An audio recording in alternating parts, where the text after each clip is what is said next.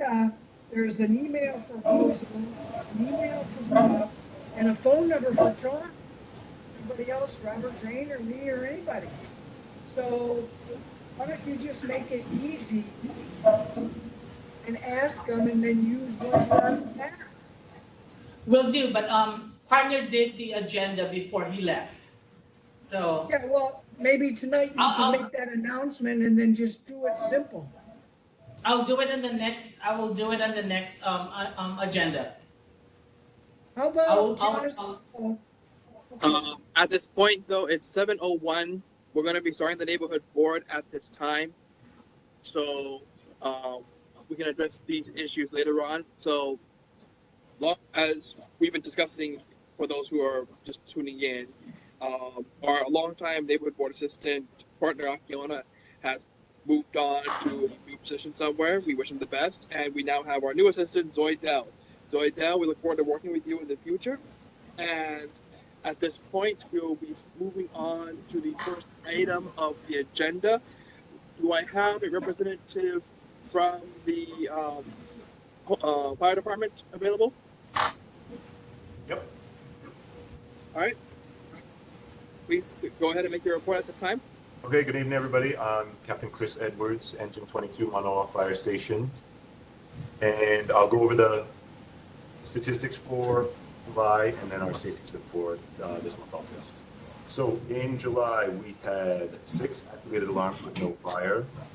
We had 44 medical calls, 2 motor vehicle collisions, 3 mountain rescues, and Member Watson, of those, 2 were residents and 1 was the visitor.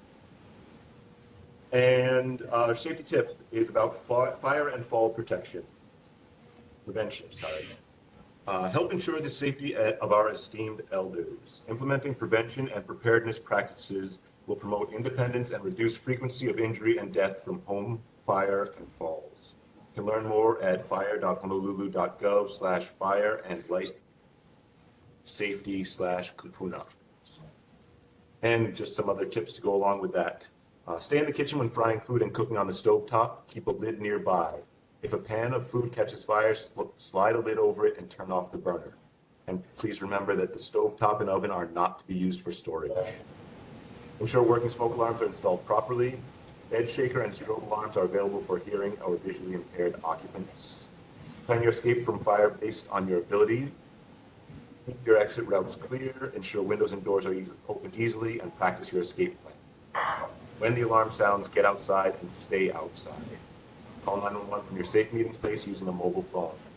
If you are unable to evacuate, shelter in place. Stay near a window and call 911. Exercise regularly to build strength and improve coordination and balance. Ask your doctor about appropriate physical exercise. Be aware of your surroundings, including uneven surfaces. Take your time when getting out of a chair or bed. Stand and get your balance before you begin to walk. Keep walking areas, pathways, and stairs well lit and clear of tripping hazards. Wear sturdy, well-fitting footwear and utilize handrails.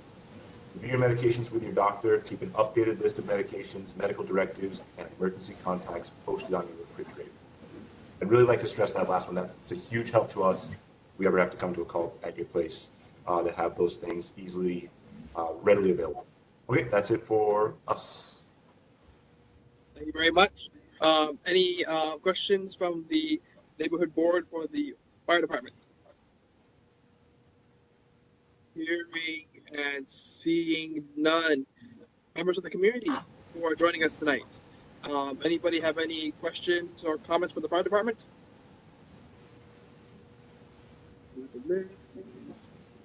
Don't. Oh, Glenn, I see your hand is raised. Yes, hi. Got a question. There was a call really early in the morning, like 1:30 in the morning, because I recall hearing a helicopter flying so late, hovering over our house since I live near Manoa Valley District Park. I was just wondering why you folks were flying so late at night.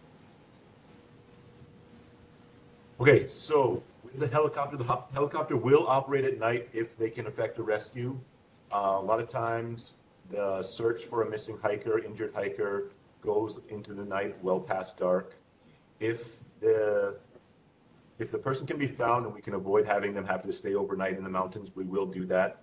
So the department, including the air resources, is a 24-hour operation. So if the need is there and the helicopter can make the rescue safely for our personnel and for the victim, we're going to do that regardless of the time of day or night.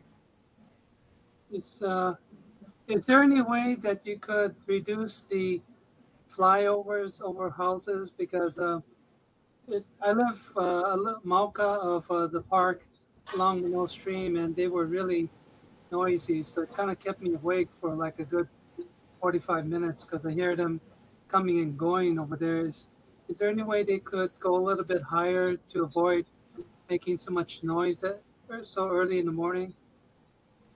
So again, generally what happens on one of those rescue efforts is that they'll fly in and be relatively high, drop rescue technicians down. They'll fly back up and away to wait. But once the rescue personnel have the patient victim package and ready to go, they have to come down low to pick them up, which means within 150 feet usually of the ground to connect the rope and lift that person out. So for those portions of the effort, there isn't really a way of avoiding being low to the ground. That's the only way that we can actually put people in and take people out. Okay. Can I ask you one more question, please? Sure. The hiker that was rescued, were they along designated marked trails, or were they off trail, which is why you had to go so late in the evening to pick them up? I don't know that offhand because if you give me the date, I can look up the actual incident report number and report back to you at the next neighborhood board. If I mean, a lot of times people do get injured or they just get tired and have a medical emergency on the trail, but sometimes, yes, you're right that they are off the trail. But I don't know exactly which call you're referring to. Okay, yeah, I don't recall the exact date. I just remember 1:30 in the morning. Thanks for answering my questions. Okay, you're welcome. Anybody else in the community? Hearing and seeing none. Thank you very much for your presentation and for answering the questions. Thank you. We're moving on now to the police department. Hi, good evening. Can you guys hear me? Yes, we can. All right, perfect. I'm Sergeant Ransel Cano. I'll be reading the stats for July last month, 2023. Motor vehicle thefts were 5 as compared to 4 the previous month of June. Burglaries were 5 as compared to 3 the previous month. Thefts were 7 as compared to 8. And UEMV or car break-ins, unauthorized entry into a motor vehicle, was 5 in July as compared to 4 in June. Total calls for service was 6,225. You want some more stats on this? It can be found at honolulupd.org. Now, our safety tip of the month is right on time. It's going to be back to school tips. As you guys know, there's going to be a lot more children out, so we all need to drive a little bit more carefully. Some of these children, they're smaller in stature. We need to double, maybe even triple check as we approach crosswalks and other things like that. If your children do go to school and they ride a bicycle to go to school, make sure they wear a helmet, yeah? It's very important. It can protect them from injuries and head trauma. The law here in Hawaii is if you're under 16, a helmet is required on a bicycle. Also, make sure you check the tires and the brakes to make sure they're properly inflated and to make sure the brakes work. Another thing is a lot of kids are going to be out walking around going to school, right? So like we said, they're smaller. We always need to be careful. And children are very impulsive. They see something, they jump out into the roadway, they might get hit by a car. So let's always try to be mindful that these children are going back to school. To round this out, when I was young, I used to play basketball at a park nearby my house. And my father always used to tell me, don't dribble the basketball until you get to the basketball court, right? Because you're going to dribble the ball, it's going to bounce, it's going to go off a crack in the sidewalk or something. It's going to roll into the road, and as children, we're going to chase after it, right? So just make sure we always keep these children in mind and be careful. Any questions? Thank you very much. Members of the board have any questions for the police department? Hearing and seeing none. One. Members, oh, sorry. Who's I that? have one. I have one. David. Oh, Yeah. go ahead. What's up, David? How you doing, sir? I received a letter from the police department from the false alarm program. From the false alarm program. Right. Interesting.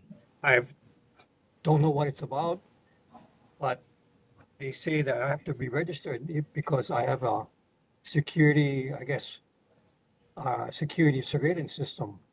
Oh, okay, yeah. So that is that one of those systems where if they get alerted that it automatically calls us? No, what it does, the system we have is that the protocol is that they call me first. And with the video cameras, if we see an intruder on the premises, then we will call for the police because we're trying to catch the culprit. Again, Right, of course. this is over a 2-year period because we have a construction house project going on, and we've called probably about 6-7 times. Are your materials and stuff, are they secured or are they out in the open? They were both out and open as well as secure now. Okay. So over time, we've had people on the premises trying to look for stuff, as well as using the porta potty, as well as hiding from neighbors and stuff like that. So Okay. So just sorry, where is this? What is the address of this property you're working on? on Kalele Road, Okay. And then was there a number for you to call in that letter that you received? yeah, I mean it says if you have questions, call the 1877 number. No, no, I'm sorry. Not from us To then, go, yeah, one eight it's seven just to go seven. online and then look at the ordinance related to the alarm system. But our system is not automatic. It goes through a protocol which we have to So they're gonna contact you as write, person on the register, right? or the general contractor. And if we Right. deem that there is a intruder as well as possibility that there'll be damage Mm-hmm. to the property, then we call You call 911. You guys call 911 or the alarm does? both. Okay, yeah. Yeah, I mean, try, you can give them a call and check it out. Okay. I'm unaware of a false alarm thing that we send out. Yeah, I'm going to follow up this with our surveillance camera company, Okay, as yeah. well as wanted to just bring it up for you guys' attention because again, No, this is yeah. the Thank you. first time No, I I'm appreciate hearing that, about yeah. this. And if they ask you for Affects- your social affects security any number resident for who your has a alarm, don't give it to them. surveillance system. All right. Okay. Thanks, David. Okay, thank you very much. All right, sir. All right. Anybody else with questions for the police department? Hearing and seeing none. Thank you very much for your report. Thank you, guys. Have a good night. Aloha. You as well. Thank you. Moving on the agenda, we need to see if we can fill some vacancies over here. We've got two vacancies in sub-district 3 and 5 vacancies in sub-district 4. Zoidel, if you can give me those Robert. privileges. The next thing on Sure, your I don't think you have a quorum. Oh, The Sorry next about thing on your agenda is mayor and city Mayor council. majorities, yes. my apologies. I was getting too excited. Ellen, thank you for correcting me on that one. You're right, absolutely. Next up, we have Mayor Rick Langiati, Representative Kim. Evening. How's everyone Evening. doing? Happy to be here. I'm happy to just let everybody know I put the mayor's newsletter for August in the chat. It is oneoahu.org/newsletter if you're not monitoring that chat. Couple highlights from that. There's a big impetus on public safety and a couple different articles in that. Probably heard about the city entering into an agreement with Matt Levi Security to provide some additional security in the Waikiki area. I know last month there were some questions about ridership on Skyline after the initial weekend, and we're happy to announce that for the first month there were 170,185 riders. And just keep in mind it is back to school season, so it'd be a good opportunity to jump on that and get out of some of that traffic. The city and county of Honolulu, along with other counties in the state, have entered into an agreement to address the affordable housing crisis.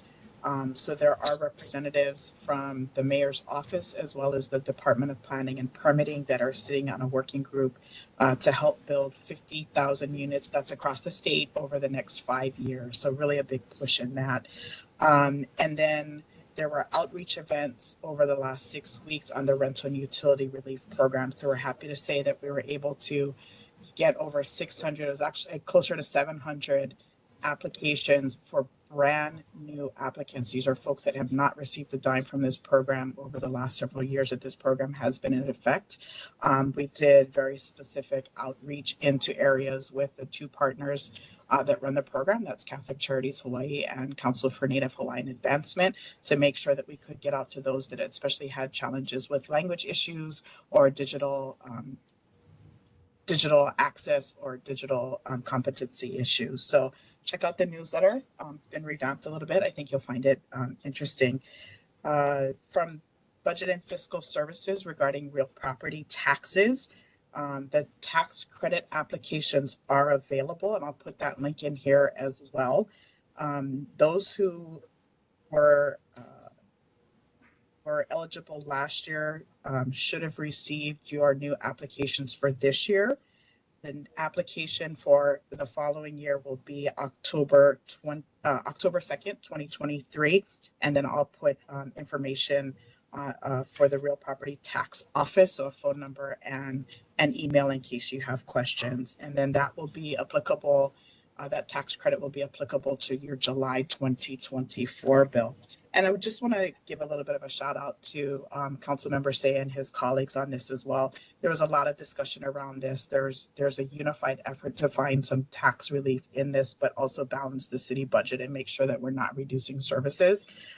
So they were able to increase the income limit for this program from 60,000 to 80,000. So this $20,000 increase allows for a large number of homeowners to apply this over and above those that had that $60,000 limit. So I'm glad to see that, and really thankful of the council's patience and diligence working through that. We did have an announcement on here for Board of Water doing their rate increases and wanting to present to the board, but I see on the agenda that is already on there. So I'm just going to go ahead and move on to just a few follow-ups. I don't see member Kawano. Hopefully she's on here and I just don't see her. Just want to give her a shout out for her advocacy for this community and her diligence in following through on the Monster Home issue. So you should have seen on July 11th, there was a press release for that Calais Road Monster Home issue that she's brought up and that we've been working with her on.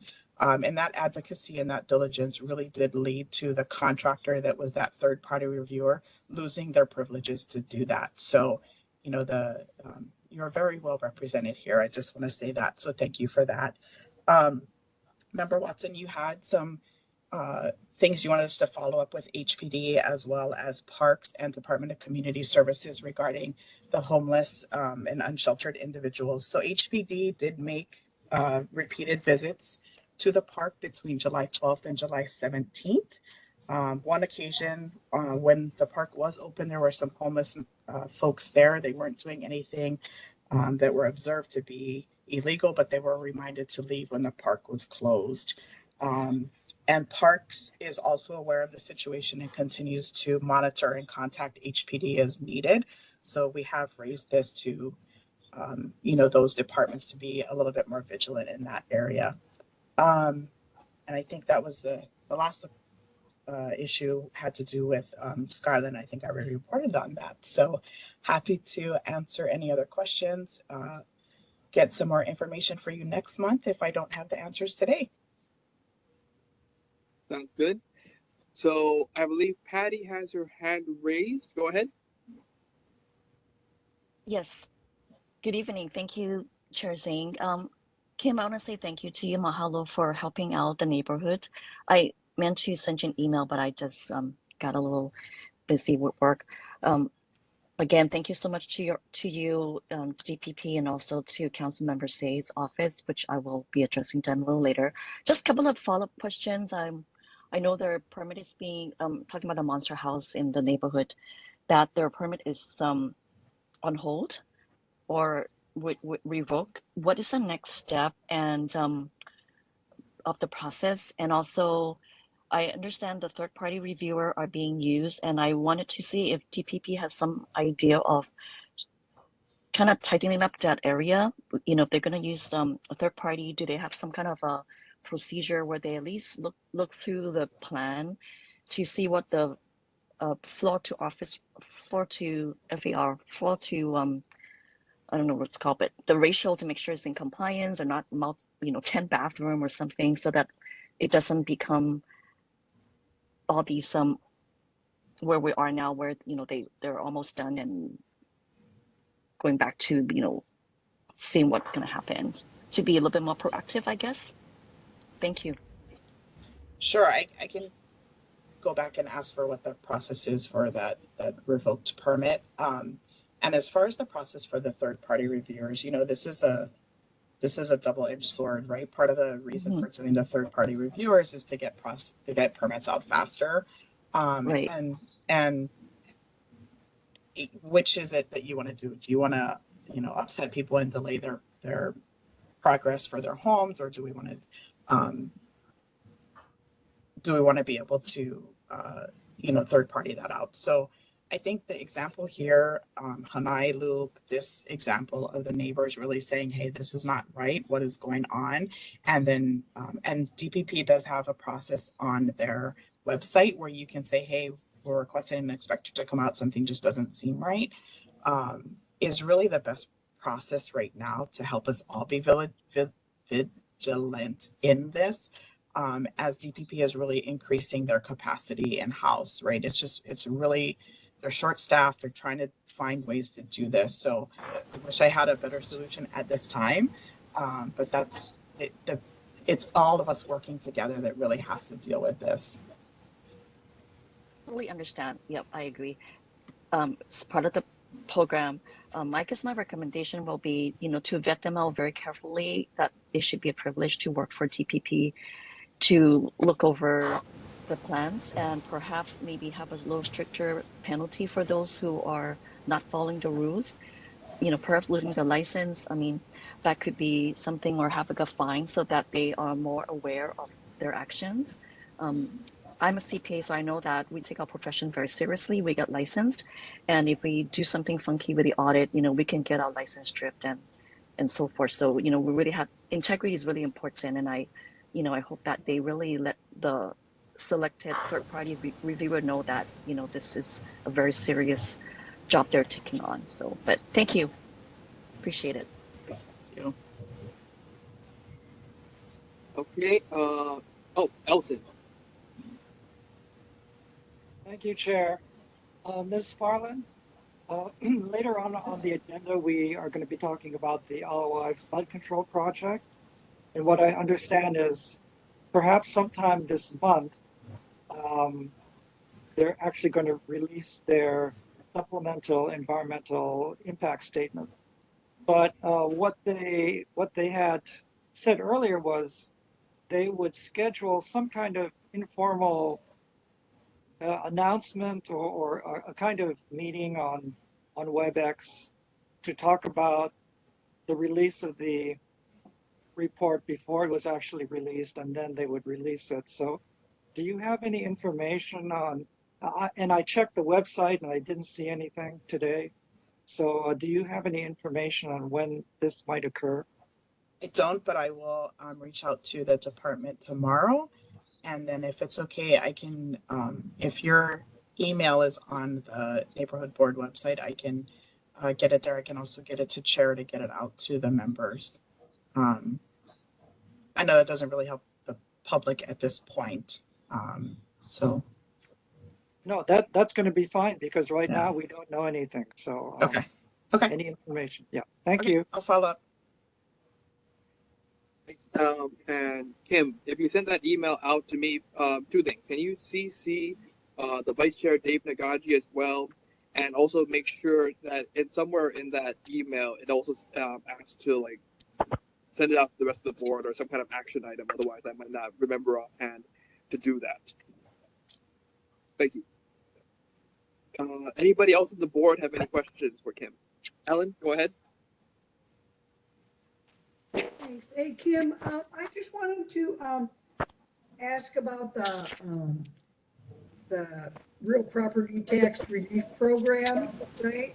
So we've read in the paper and online and everything that for 2024, I guess, the property tax for people that qualify will be capped at 3% of their gross income, something like that. It's on even the property tax website. But when you speak to the property tax office, that's not true. Apparently, they take that 3% of the gross income and plug it into some kind of other formula they have. So anyway, that's just kind of what they said, and I just wondered if you could kind of check on that. They said that the definitions in the newspaper and online and on the city website is wrong, so that was kind of concerning. So anyway, I just wondered about that. I will look into that. And I will also, anytime there's conflicting information in the public, we want to tighten that up. So I will make sure that that is communicated as well. Okay. Anybody else on the board? Seeing done, opening up the community. Vinny, go ahead.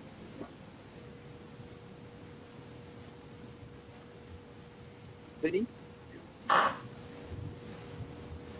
Click person who is identified as Vinny on the WebEx, you're still muted, but your hand is raised.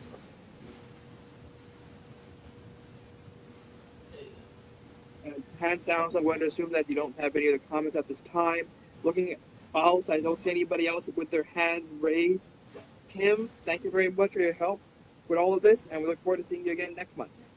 Thank you. I'll hang around for a little bit longer and put some things in the chat as well. But thank you again. Sounds good. Next up on the agenda, Council Member Say. Okay.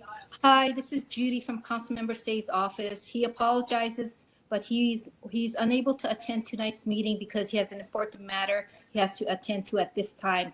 However, we also have Janelle Denny, our Chief of Staff, who's going to be reporting on Bill 44 and the Governor's Emergency Proclamation, and Melvia Kawashima, our constituent liaison, who will also be reporting on the Alawai flood zone meetings. Okay, Janelle. Hi, this is Janelle from Councilmember Say's office. Just wanted to, since it came up on the monster houses, we do have Bill 44 that's going to be headed to council for a second reading on August 9th, I believe. And that is penalties if people lie to the public officials. So we have a monster house situation now where the planner or the homeowner had false information in their permitting plans when they submitted. And so this would prevent those types of incidents from happening, hopefully, if not provide for the city's ability to penalize more significantly. And then I also wanted to note that the governor's emergency proclamation on housing went through. So we are waiting to see how that's gonna work out, but it does bypass the city council as far as 2-1H projects. And I wanted to bring that up because I know we do have Manoa Banging Court that's been proposed. So I'm not sure if that is something that we would need to follow or check with the governor on, but that is something we are keeping tabs on and trying to see what the city council can do to, I guess, still have a say. And then Melvia will report on the Alawai, and then we'll take any questions. Aloha, this is Melvia. I just dropped in the chat box the 2 dates, September and November, for the Alawai Flood Management Top Story sessions. So it's September 13th and November 29th, but do register by emailing Aaron at hawaiigreenroad.org. Thank you. Thank you. Members of the board have any questions? Members of the community? Oh, Melton, sorry, go ahead. Sorry, I had to unmute. This is a question for Melvia Kawashima.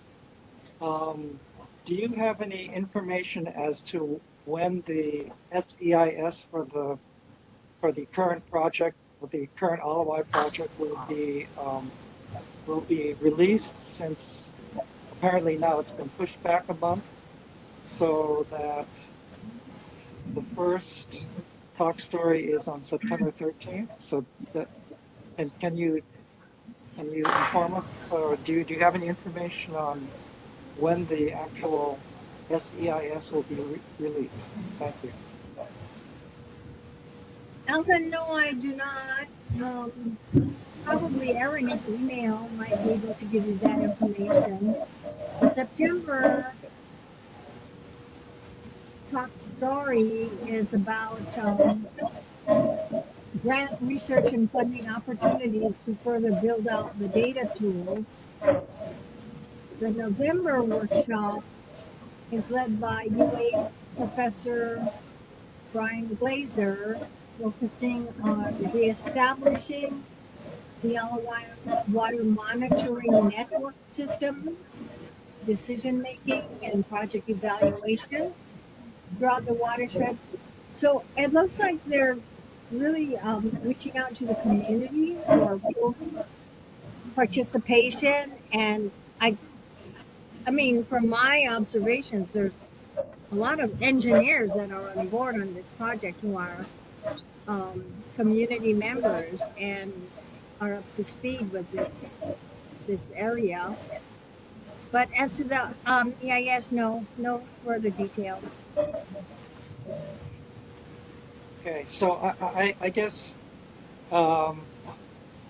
Director Sparlin will be reporting back to us as soon as she knows. But if you know anything as well, once you know when the EIS or the preliminary meeting, which will introduce the EIS when it comes out, if you as soon as you know information about that, could you let the board know? I will tell you that we have a very good informer in Palolo Valley. Her name is Sydney Lynch. So she's a good friend who will gladly inform anybody interested. But yeah, when we hear from the Corps of Engineers and or Sydney, will surely publish it. Just let Chair Zane know, and he will distribute it to the rest of us. Will do. Again, if you can also just please make sure you put in the email to me that you would like this to be distributed to the board, as well as CCing Vice Chair Nagaji in case I missed the email. It would be appreciated. That way we want to make sure that everybody gets this information as soon as possible.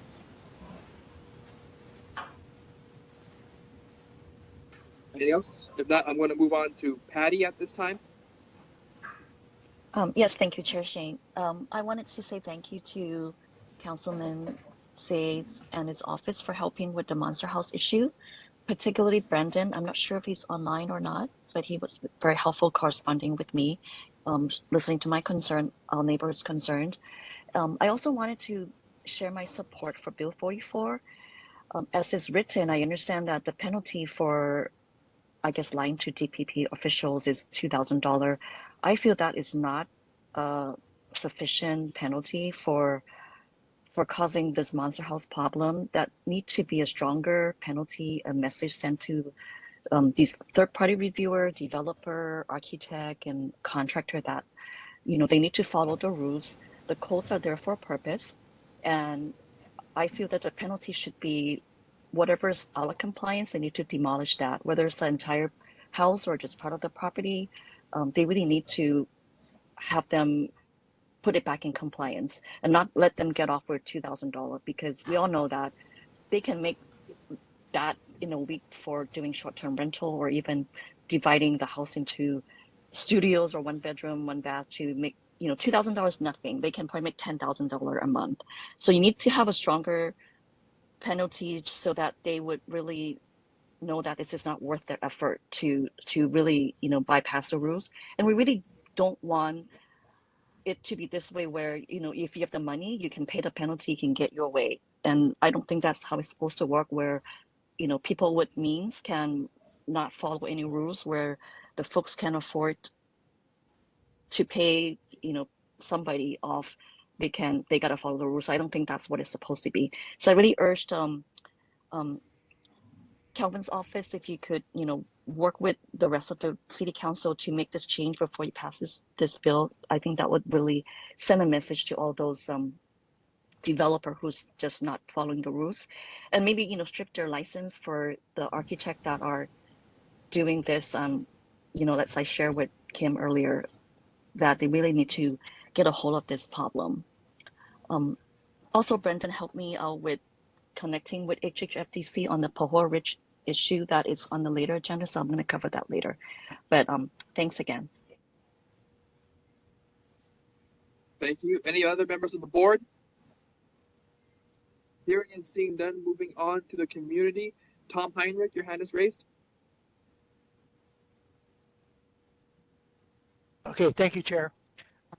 Just in the breadth of things that are being spoken of, I just wanted to also call the board's attention to um, the Makali Mo'ili'ili Neighborhood Board agenda for tomorrow evening. The meeting starts at 6:30, but on the topic of the proposed so-called Alapono pedestrian bridge over the Alawai, there is a new business item with an invitation to the board, representation for in a PBS Hawaii Insights program next week of August 10. So Thursday, August 10, 7:30 to 8:30 p.m. So that's on PBS Hawaii.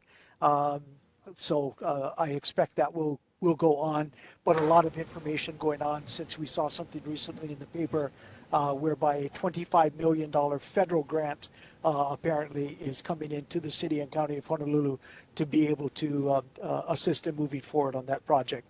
So FYI on that discussion, both tomorrow, Makali Mo'ili'ili Neighborhood Board, and next week, Thursday, August 10, 7:30 p.m. on PBS Hawaii. Thank you, Chair. Thank you. Any other comments, questions? Hearing and seeing none. Thank you very much for your time.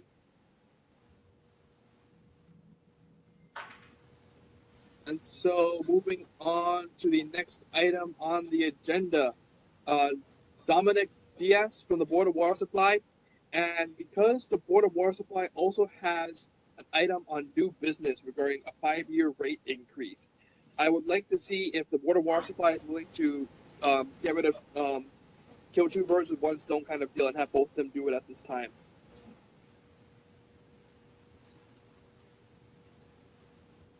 Thank you, Chair. I didn't mean to. This is Ernie Lau from the Board of Water Supply along with Dominic. I didn't mean to cut in line here on the agenda, but thank you for the opportunity. Dominic, would you like to go first, and then Sure. I'll start. Good evening, Board Chair, board members, and members of the community. So I'll just take care of a couple of general announcements real quick, and then I'll let Ernie take over.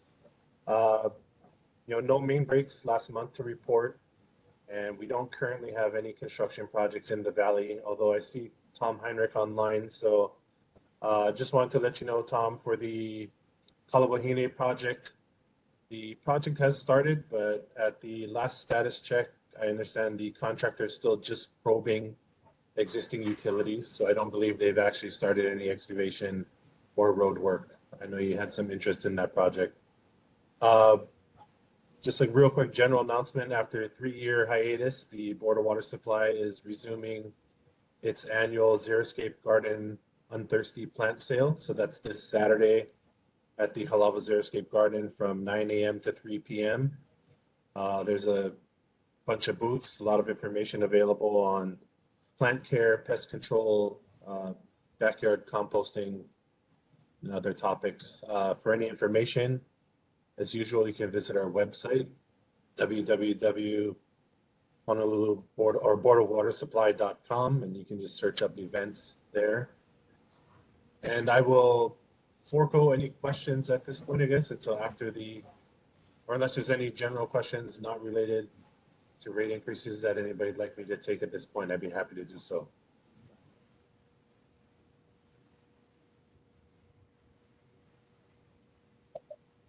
Hearing and seeing none.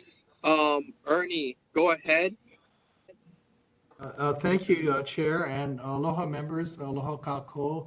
Ernie Lau from the Honolulu Board of Water Supply. Nice to see you all, and I recognize some of the names and faces here, some of whom are my neighbors since I live in Manoa Valley too.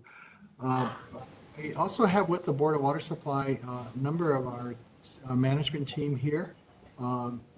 Stephen Nordstrom from our communications office, Mr. Erwin Kawata, my deputy manager and chief engineer, Joe Cooper, our waterworks controller. So any kind of real detailed financial questions, I'll defer to Joe for some help with that. Also, Raylan Nakabayashi from our executive support office, which handles our budgeting. Thank you, everybody. I'm going to, Chair, if I don't mind, I'm going to start sharing. I have a PowerPoint presentation, and I'll try to be quick through it, but please let me know if I'm running out of time. Don't worry, we have some good timekeepers over here, so go ahead and share your PowerPoint. Okay, thank you. Let me get in presentation mode. Hello, everybody. So what we have is for the board, and I apologize for the title here. That actually should be the Manoa Neighborhood Board. We missed that, my bad, and I hope I haven't offended anybody. This is some proposed water rates for the next 5.5 years. Every 5 years or so, we go out and adopt new water rates to help finance the operation and maintenance of the water system island-wide, and also our capital program to continuously improve our water system infrastructure. So we're looking at that. It's a proposal. The final decision hasn't been made. It'll be made by the board perhaps later this year. What we're doing is going out and collecting everybody's mana'o, their opinions and feedback on that, and then we'll go back to the board and report our findings later this year. I think for all of us, the Red Hill fuel crisis has really hit home the importance of safe drinking water and how vital that is for our lives. This is just a simple graph here showing how large and complicated our water system. So when you turn on the tap in your home, it takes a lot to get that water from underground aquifers to your home through pipes, pumps, reservoirs or water tanks to the 170,000 customer accounts that we have in the system. In total, our larger pipes are what we call water mains. There's about 2,100 miles of pipelines in the system. We have tunnel sources up in the mountains, including the back of Manoa Valley, one of the few, I think, if not the only one that's left in service in Honolulu itself. Our Manoa Tunnel supplies the higher elevations in the back of the valley and along the edges. Most of our water comes from wells, and one of our biggest shafts that unfortunately was closed down because of Red Hills Halava shaft. And we have about 172 potable water tanks. In total, almost 200 million gallons of storage in these tanks in the system. We serve 1 million people a day. We have to produce on average 145 million gallons a day of clean drinking water. Just a reminder, the Board of Water Supply, we are part of the City and County of Honolulu. We've been in existence since 1929 when the territorial legislature before that passed a law that created the Board of Water Supply within the City and County of Honolulu. We are what we call semi-autonomous. There is a 7-member board that's appointed by the mayor and confirmed by the City Council. And they serve as the policy makers for the board, approving our budgets, our capital program, our operating budgets, but also have the authority to adopt water rates sufficient to fund the operation of the Board of Water Supply and this important water system that is serving our entire island. We receive no funding from property taxes. Really, and mahalo for everybody for paying your water bills, because that's how we get the revenue we need to basically operate and improve our water system. The wastewater charges, a lot of people like myself, you have a combined bill that's water and wastewater, but that wastewater charges we do it as a service to the Department of Environmental Services, and those monies collected for wastewater or sewer charges actually go to that department to operate the city wastewater systems. In total, we since the last rate increase that was adopted that went into effect for the period of 2018 to 2023, we basically implemented in terms of our capital improvement program, our design and construction program, about almost 500 projects island-wide, a total cost of around $770 million. And, these are now going to cover some of the factors and some of the challenges that not only the Board of Water Supply faced, but the entire community and in this case, the entire planet faced with the outbreak of the pandemic. And it had an effect on changing of the water use. So we saw non-residential use go down, and we saw residential use kind of go up a little bit. When they used to track basically the same proportionally of the total water use we see on the island. Inflation, some of it is due to the pandemic, and I'm still feeling the after effects of that. We basically, you can see in the green line, inflation's risen at a faster rate than the rates that we adopted back in 2018. Based on our projections at the time, we didn't anticipate a global pandemic would affect the economy this bad at the time. And you can see that we're about, our purchasing power has decreased about 80%, which is the difference between 20.95 and 12.53% here. And then also something that everybody's also faced, the cost of electricity on the island. And for Board of Water Supply to produce the 145 million gallons a day, it takes electricity to pump most of that water.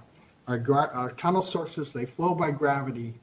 Thanks to Keakua, the way the geology was set up, we just punch a hole through the dike or dense vertical sheets of lava rock, and water flows out freely. But we don't have a lot of those around the island. So most of the water is actually pumped using electricity. And what we saw here, if you look at the kilowatt hour usage, over time we worked toward efficiency and also renewable energy, incorporating those into our facilities. So our kilowatt usage, hour usage has actually gone down. Unfortunately, the energy cost factor on your electric bill, like ours, has gone up from about 10 cents per kilowatt hour to about almost 30 cents per kilowatt hour.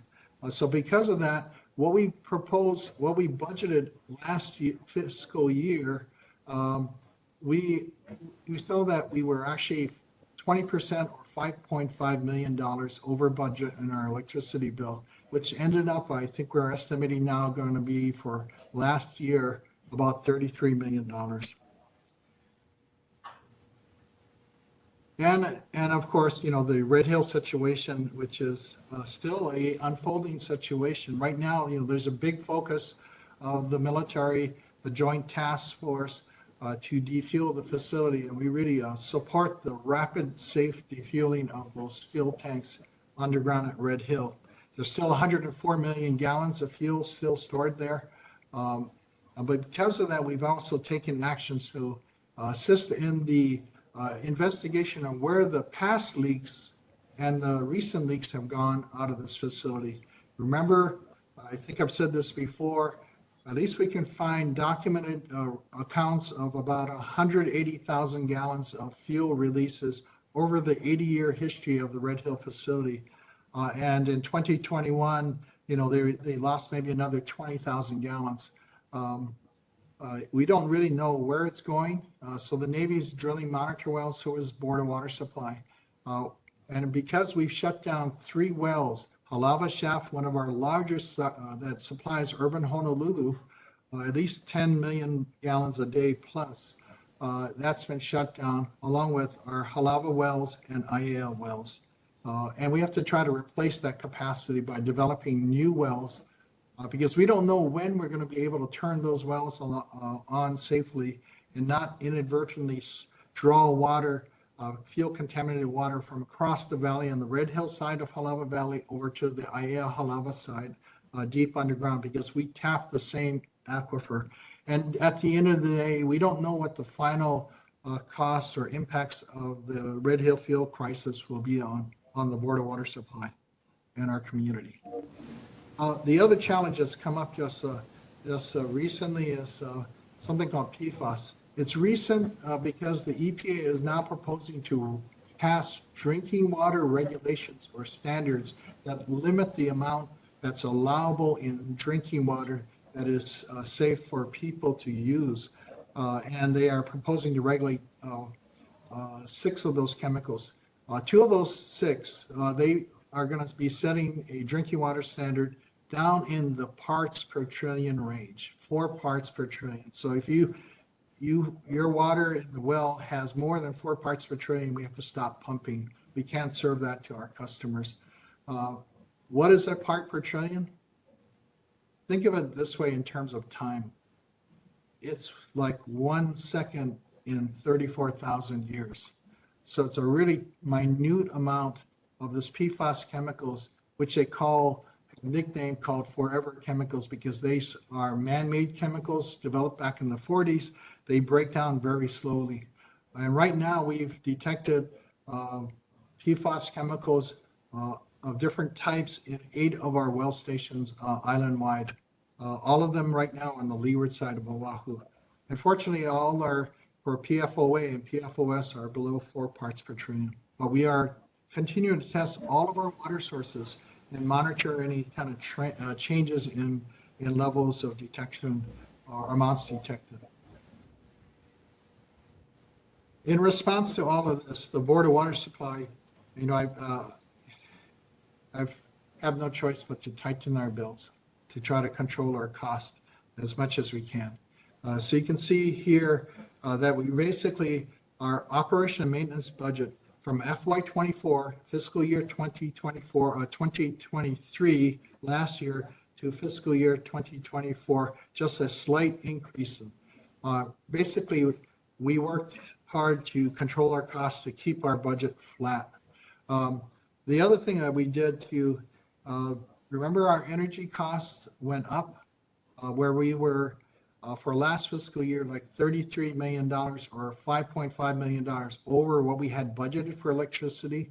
I decided not to pass that cost on to our customers because I know that everybody's still struggling to recover here, but it's kind of getting to the place where if this kind of trend continues, you know, we are going to have some serious problems. We also deferred less critical projects or purchases to try to really tighten our belt here. This is where our, for FY 2024, this is where the revenue we get from people paying their water bills, it's about estimated to be about $276 million over the whole fiscal year. And a fiscal year for the government, for state and city government, that starts July 1st of every year and ends on June 30th of the following year. So this is how it's broken down. You can see that a portion, about 1/3 of the revenue that we collect every year actually gets invested into our infrastructure, into our capital improvement program, about $34.7 million there, cash funded CIP projects, and also to repay debt service on loans like mortgages that we took out to fund our capital program too, because we don't do it entirely with cash. We do it as a mixture of debt financing and cash financing for our capital program. And for FY24, our capital program is around $212 million for the current fiscal year. You can see also that about 1/3 of our costs goes to operation and maintenance, or about $85.6 million. And electricity there now, because of our experiences this year, we budgeted close to $33 million there for electricity. Then we also have our workforce costs, our employee salaries, and also their post-employment health and retirement benefits. And that's about another 1/3 of our costs. So the $276 million we're getting, or projecting to get this year, this is how it's kind of broken down and where the money's going. Setting water rates is something that we have to do to be able to provide safe and dependable water service to our community, not only today, but also into the future. And this is a continual investment into the operation and maintenance, and also the improvement of our infrastructure that we need to have to deliver this water to our community. It's a real challenge because it's about striking this balance between safe and dependable water service and rate affordability. And you can see some of the actions that we're taking below the balance here to try to achieve this, try to meet this requirement, this need. So what we project with these proposed rate increases for the next 5.5 years is actually been able to help finance about 1.26, over $1 billion in our water system infrastructure improvements, or what we call our capital program. And we project that we'll be able to raise through these rate increases another $550 million to be invested into this program. You can see the two largest categories, and this is color coded. So the brownish color on the top, that's pipeline replacement, new and replacement pipelines.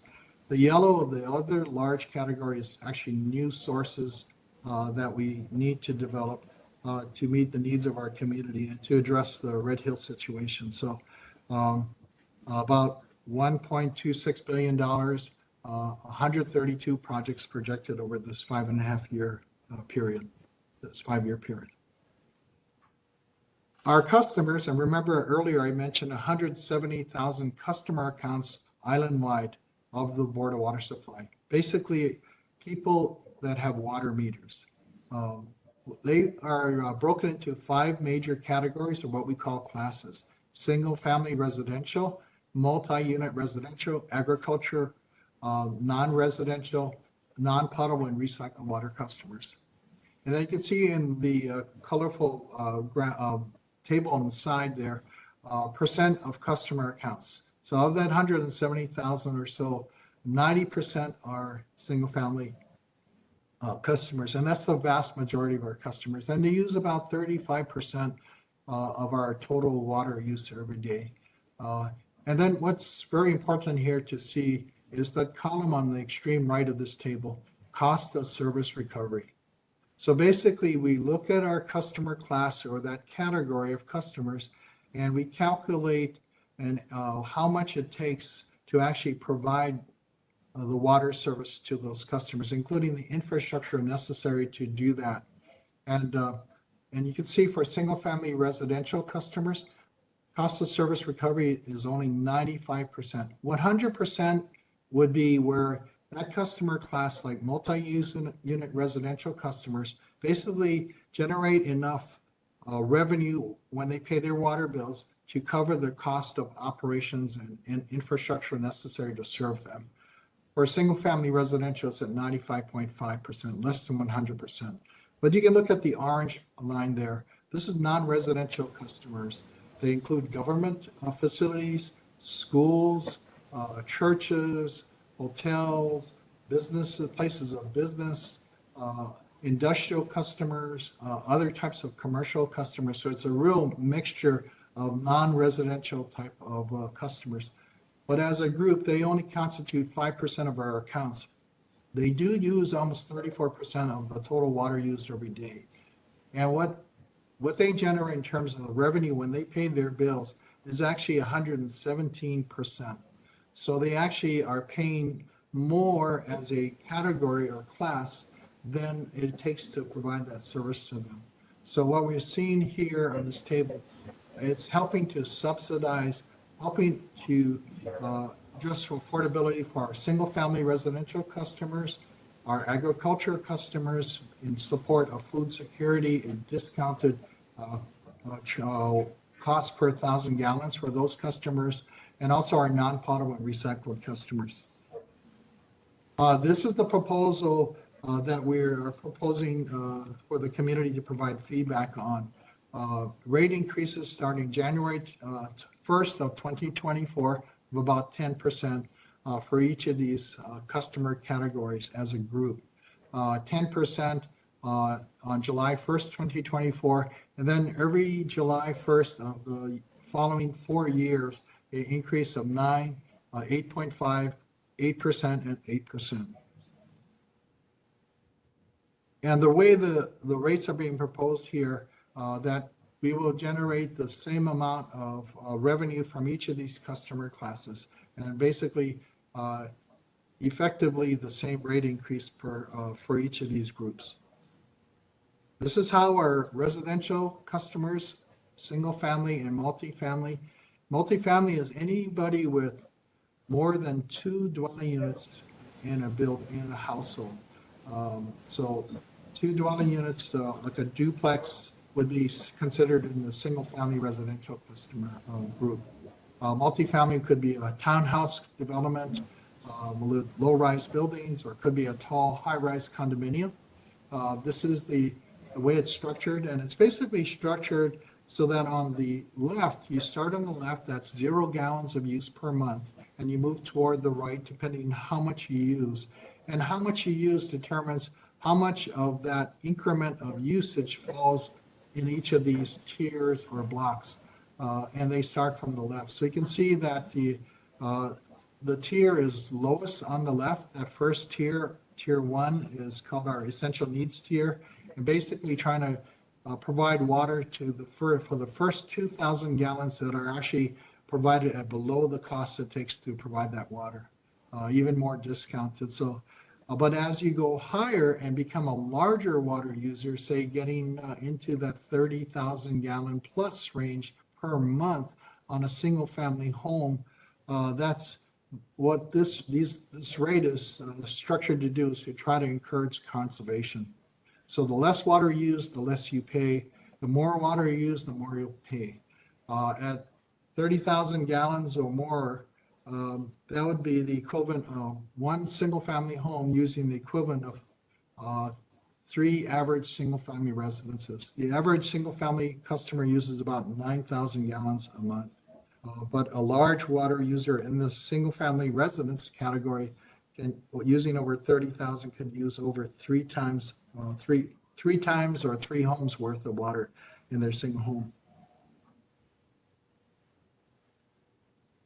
Now starting with tier 1, the one that started on the left of the previous graphic slide, the first 2,000 gallons of usage for all of our residential customers. We offer this to all of our customers. And what we're proposing to do on the quantity-based charges, and I'm sorry I didn't mention this earlier, your water, and I'll show you later, your water bill constitutes 2 components. The quantity charge, which is the cost per 1,000 gallons you get charged, and that calculates a portion of your bill, and the fixed customer charge, the monthly charge that's tied to the size of your meter. The smaller meters, like the residential, single-family residential meters, their monthly charge is the lowest. The larger the meter, the larger the monthly charge or customer charge. So this first tier, what we call the essential needs tier, we kept this in mind to help those customers, especially, we understand how people are struggling, especially our customers that are on fixed incomes, maybe just Social Security or in a small pension, that are, a lot of them are kupuna. There may be 1 or 2 people in the home, but their water usage is very low. So what we're doing here, what we propose to do is to increase this first tier at a lower rate, the lowest rate of all the tiers. So 2.5% per year. So 10% of our water, single-family water customers or residential customers fall in this category. And this would also be provided to our multi-family residential customers too, on a per dwelling unit basis. So this is what we're proposing. This compares the current tiered rates, cost per 1,000 gallons for that increment of use, like in tier 1 from 0 gallons to 2,000 gallons, tier 2, 2001 to 6,000 gallons, and so forth to tier 4. The cost per 1,000 gallons of that increment of use would be calculated using right now it's at, in the blue, that's 446. By the end of July 1st, 2028, that cost per 1,000 gallons in that first tier, the essential needs tier, would be about $5.17. On the other end of the spectrum, again, that is to help with the issue of affordability for our customers. But on the other end, what we want to do is send a stronger message for the need to conserve our precious our water resources. And I took my dog for a walk in Manoa, and I was walking along Woodlawn, and some of you know that this morning it was kind of raining in Manoa, drizzling, and I saw this one property, I won't name the property, the sprinklers were going like normal, even though it was raining. So what we want to do is encourage people to conserve water, because it takes a lot of money to pump that water, to convey that water to people's homes. but also our water resources are limited. They're not infinite, and we need to malama these resources by using only what we need to use and to conserve it and not to waste it. So on the tier 4, you'll see the largest increase from $9, currently $9.25 per 1,000 gallons for usage above 30,000 gallons. Moving that to 8, proposal here is to $18 per 1,000 gallons. And this is at the end of the 5.5-year period. This is how it's broken down by each of the tiers, the cost per 1,000 gallons. The purple indicates the current rates where they're at for that tier. And you can see increases January 1st, 2024, moving to the right of the table, the last rate increase on July 1st, 2028. And these are cost per 1,000 gallons. And this is the quantity charges. So this, looking at your water bill, and this is just a sample water bill. The left half of this slide is actually the front page of your water bill that when you open your envelope, you take it out and you look at the colorful side, that's the front page. So you can see what we're talking about here is BWS water charges. So when I calculate these percentages, these changes, it's on the water charges only and not the sewer charges. And you can see from this bill that the sewer charges are usually larger than the water portion of the bill. Then if you look, and then you can see the total amount there is actually the total amount of water and sewer charges. So the proposed rate increases sound like a broken record, only applies to the water portion or the BWS portion and not to the E&D or environmental services sewer charges. Then on the right half of this slide, that's actually the back page of your bill. If you flip it over and look at it, you can see there are 2 major categories here that are boxed in orange here. It's your quantity charge, and in this case, for the customer using their usage was here, I think it was billed for 8,000 gallons. Their quantity charge totaled, actually, I want to do the math here, I might get it wrong, but that's 20, 30, 32, almost $40 or so, $41 on the quantity charge based on water usage. They got into 3 tiers here, and you can see how it's broken down. And then the customer charge, $12.09 currently. That's the lowest charge based on the smallest water meter. So total those together, you come out with $53.71. So this is just a sample bill that all of us get. And this is how to calculate it. Chair, I can share this presentation. We'll have it up on our website later that people can go to get a copy, or if anybody needs a copy, we'd be glad to share it. But if you were to, how do you do the math to calculate out your water bill? So in this case, this is a single family residential customer with a small water meter, what we call a 3/4 inch meter. Their usage amount was about 8,510 gallons. But for billing purposes, we round down to the nearest 1,000 gallons. So they would be only charged based on the 8,000 gallon use. So you can see now if you go to the left to that colorful table, the first 2,000 gallons of the 8,000 would be charged at essential needs or tier 1, $4.46. The next increment of usage, the next 4,000 gallons would be charged at $5.25 per 1,000 gallons. And then the third chunk of usage, or third increment of usage, that last 2,000 gallons would be a charge on tier 3. So you can see, you do the math, you multiply out by the gallons, kilogallons, or 1,000 gallons used in that range, in that tier, and you multiply it out and you come up with the amounts on the right. And then at the end, you total that and you add on the customer charge of $12.09, and you come up with your total water bill of $53.71. So we're just going to run quickly through this. This is examples of some of our single-family customers. This category, what we say is a low water user. They only use, say, 2,000 gallons a month. And we think some of our kupuna actually fall in this category. And about 10% of our customers use this amount or less. So the current bill is about $21. On January 1st, it would go to $22.44. And this includes the customer charge. It would go then to July 1st, $24. And then all the way on July 1, 2028, 5.5 years later, $30 a month. So from $21 to about $30.52.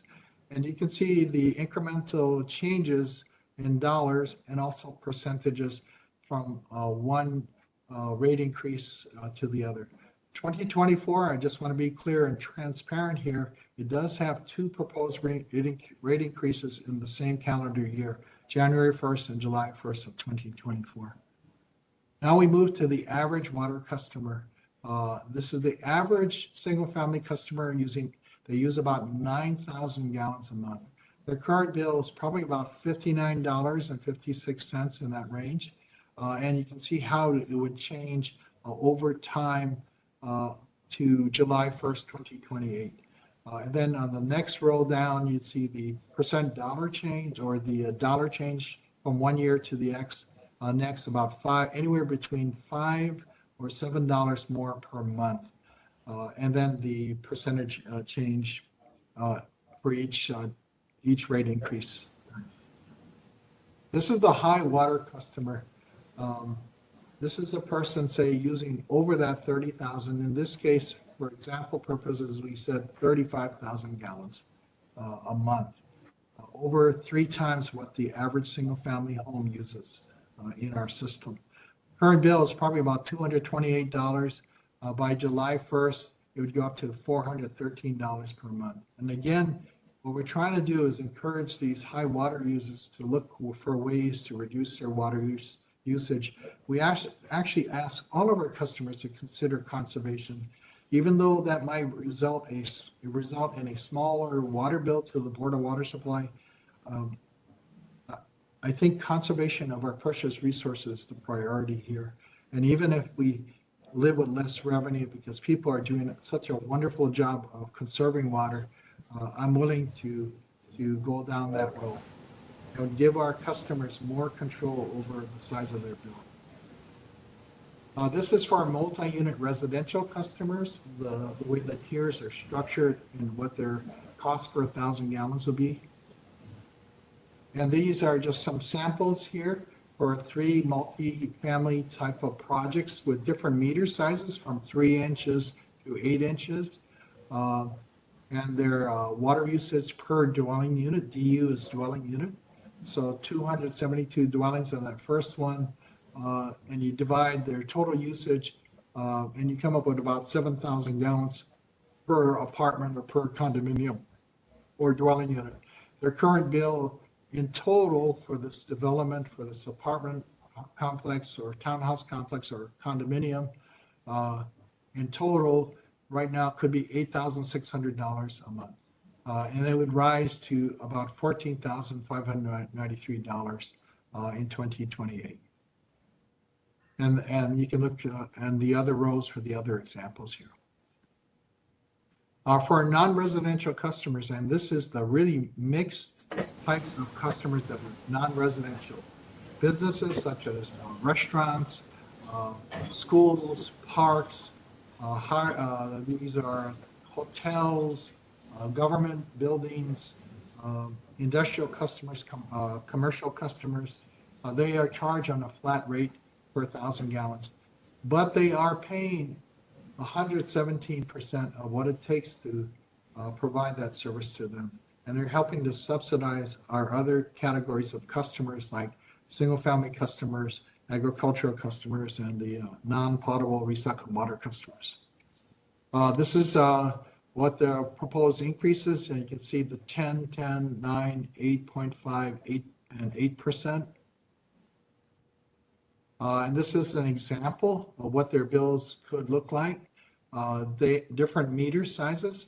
And I just draw your eyes to that large industrial customer using about 31 million gallons a month with an 8-inch meter, one of our largest meters. Current bill is probably 164, almost 165,000 gallons a month, dollars a month. That would go up to $275,000 a month. What we propose also to continue the discounted ag rate to encourage farmer agriculture to support food security. These ag rates, 40% discounted, have been in place for over 50 years. But we've always adjusted them as we have adjusted other water rates too. Also for recycled water, basically treating wastewater and reusing it for irrigation of parks and golf courses, and basically trying to conserve our high quality potable water in our underground aquifers for higher and better uses such as drinking purposes or people needing water for their homes. We're also considering a waiver about foods to support food security. I think we all realize there are three basic needs for a person to survive, at least in my mind. Number one for me, and because I work at the Board of Water Supply, is clean, safe drinking water. Number one to survive. Food is number two, and also housing, a shelter over our heads to shelter us from the elements. So what we're proposing here, because we received a CIP grant from the state of Hawaii a few years ago of $1 million, we entered into an agreement with the state of Hawaii that we would use to help support farmers. So we're proposing here to waive the initial cost of a new meter for farmers starting for the first time for small water meters of 3/4 inches or up to 1 inches. And then we waive the cost of the installation fee and water system facility storage. Our contribution toward helping with community-wide food security. Also continuing waivers for the support of affordable housing and homelessness, and also a retrofit of residential high-rise buildings that don't have sprinkler systems to retrofit with fire sprinklers. And conservation is very important, and we want to continue to provide these rebates and even expand the rebates to our customers, both residential and commercial customers. So one of the most popular has been the residential clothes washer. If you're looking for a new clothes washer, we can give you a check for $75 back on the cost of that. And new water conservation programs. We have the non-residential customers. They have a flat rate per 1,000 gallons quantity charge. So what we want to do here is actually work with them to also conserve water. We worked with certain hotels to do that, and we are supporting them there.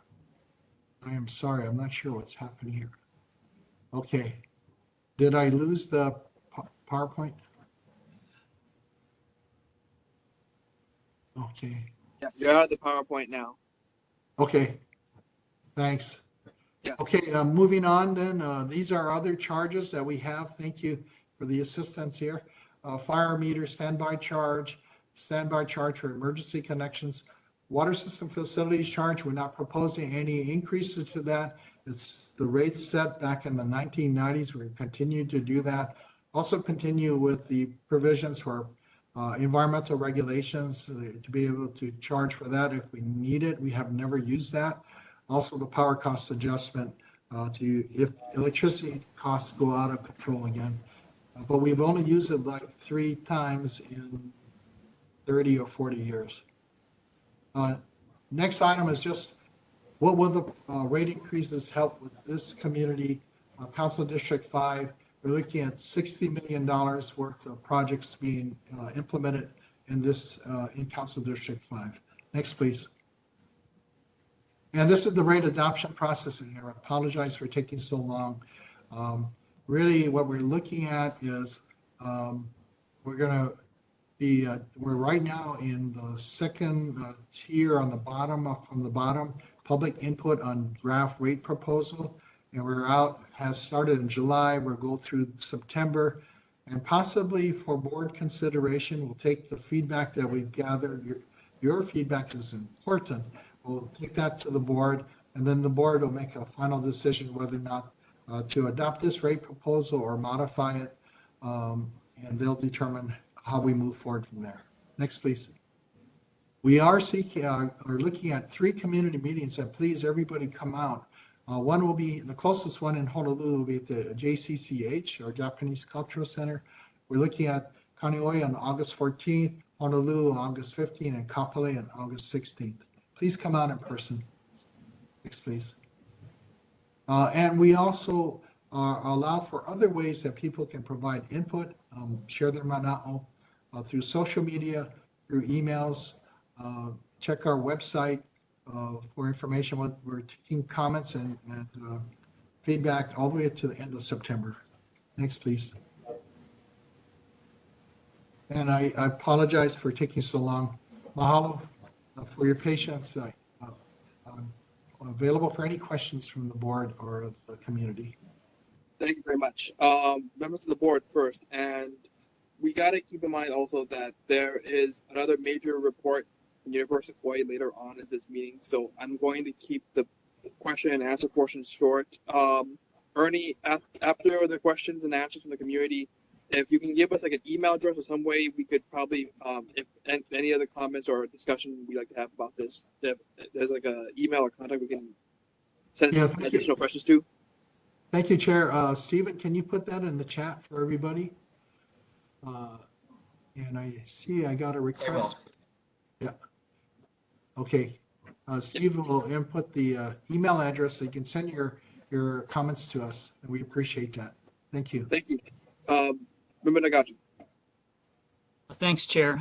First, Ernie, thanks for the presentation. I think that the importance of the information was definitely worth the time it took. So no need to apologize for that. But I want to suggest to the chair that since we are almost halfway through the meeting and we have some other stuff going on later, and since we don't have a timekeeper elected for this term, I want to suggest that the chair designate the neighborhood assistant to be the acting timekeeper for this meeting. Actually, for the time being, would you mind taking over that role since you're familiar with it, Dave? Okay, if it's all right with everyone, I'll do timekeeping and I'll try to be strict just because we have a lot going on this meeting. Thank you, Dave. We'll work on getting a formal timekeeper for the following meetings. But do you have a question for the Board of Water Supply? Oh, no, that was all I wanted to say. Okay, thanks, Dave. Any members of the board, comments, questions? Hearing and seeing none. Members of the community, any comments for the Board of Water Supply regarding these rate hikes?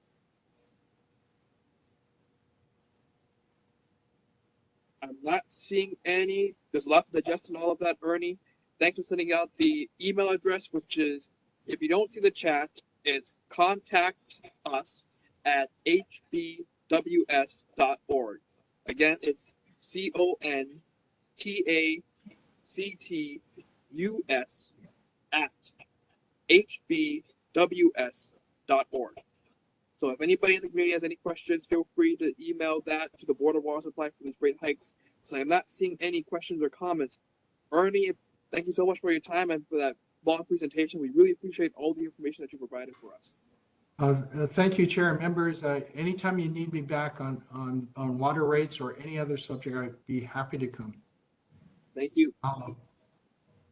Aloha, everybody. Moving on the agenda. Number 3A, item 3A is board business, but I think do not have a quorum. It was mentioned that we do not have quorum. Is that correct? Correct. Yeah, you never took roll call. Nope, Robert, you didn't call roll, yeah. Thanks for that, Ellen. Most of these were from all these information up until now, so we didn't need to have like a majority of the board to be, or voting of majority of the board to be present. Can we know how many members of the board are present at this meeting, Zoidel? We got 6. So you yourself, Ellen Watson, Dave Nagaji, Elton, Komodo, Diane Chong, Hattie Kawano. And nobody else on the board has come in during that time? No. Okay. In which case, because we can't approve the board business, we'll be deferring that to the next meeting. At this time, I'm going to ask for the All-Hawaii flood control project. If anybody wanted to report on that, moving to item 4A. Yes, Chair. This is Member Fukumoto. Go ahead. As I alluded to in my earlier remarks with Ms. Sparling, um, the both the city and county and the Army Corps jointly are supposed to release the SEIS, the Supplemental Environmental Impact Statement for the Alawai project. They were supposed to release it sometime in August. It may still happen.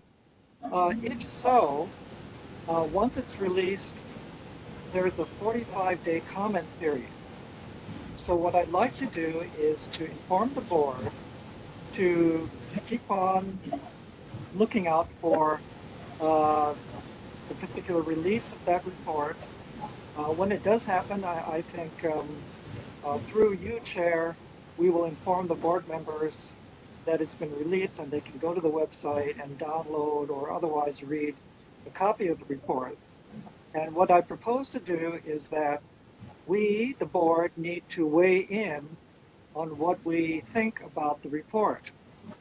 And we only have 45 days. Now, it might be really difficult because we would need to draft a resolution, and depending upon when the 45 day period is, if we didn't like the resolution, then we couldn't really come up with something new. So we might need a special session to craft a resolution that we're all happy with.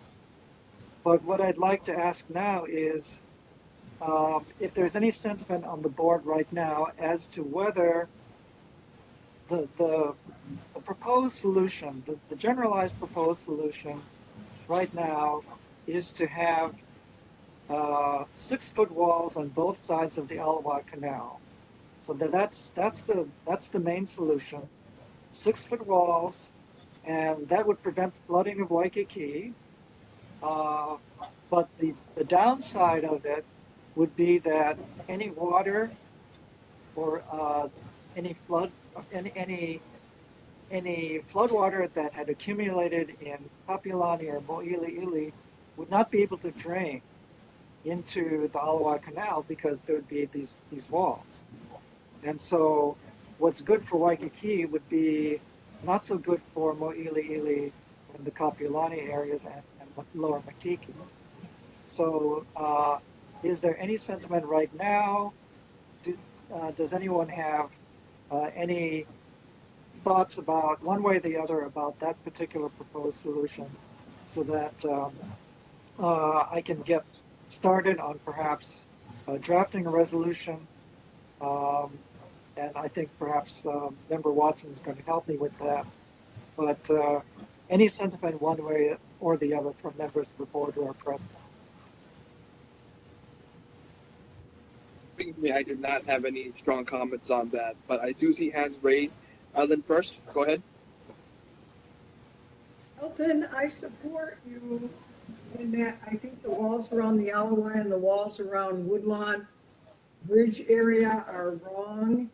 And I would like to see consideration of the Oceanet plan because they had a series of smooth tunnels and no walls. And the Army Corps hasn't even considered that and just kind of blew them off. And I think the problem with the walls is too, it does nothing to address sea level rise. So if there's a tsunami or there's something that happens that floods Waikiki, then the walls trap them in there and they'll drown.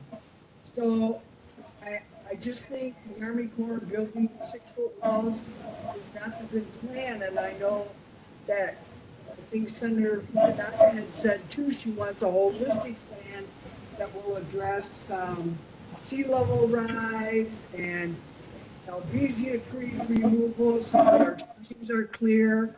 And the Army Corps is not considering any of that. So, you know, I kind of am there with Elton, yeah. Okay. Any other comments on the board first? Hearing and seeing none. Tom, your hand is raised.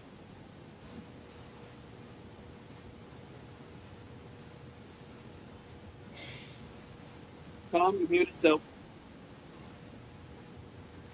Sorry, can you hear me? Yes. Sorry about that. Uh, Not a comment as to content, if you will, for a potential resolution or whatever, but a procedural suggestion for the board, especially because at this point you are so challenged with reaching quorum. And that's this. When you look back over the history of this board in working on the Alawai Watershed Project by whatever various names, which dates back to 1997, the key is you need to be prepared in the voice of the chair. Anybody can draft this, but in the voice of the chair on behalf of the board, to provide simply comments or a summary of comments received by the board. In other words, the board has heard, as an example, the comments that Member Watson just made. You may not adopt that as a resolution, but the key at this point during a public comment period especially is what has been heard by the board, and you are communicating that on to, in the formal process, to the Army Corps of Engineers. So just a strong suggestion on that, because there are a number of times when you've missed some opportunities trying to get a formal resolution when in fact you don't have the time, but you have absolutely the opportunity to submit a letter under the signature of the board that simply communicates what has been heard, what the various positions are. If you can get to a resolution, more power to you. But right now, just be prepared to do the alternative as well. Thank you, Chair. Thank you, Tom. That's actually a very good point, considering we have a bunch of vacancies all over the place. And Ellen, comments? Yeah, if we do a letter and we send it to the Army Corps, there'll be no record of it. And the only thing the NCO is posting is resolutions. That's why resolutions are important as the record, because we send out letters, they never appear on the NCO. The board never sees the letters, and it's like it never even happened. Dave. That's okay, Chair. I'll save my comment for later in the meeting. Okay, Tom, you want to respond to that? To Ellen's comments? Yes, just very brief. It is always the prerogative of the board to request and make sure that letters or resolutions are attached to the minutes. That is the prerogative of the board.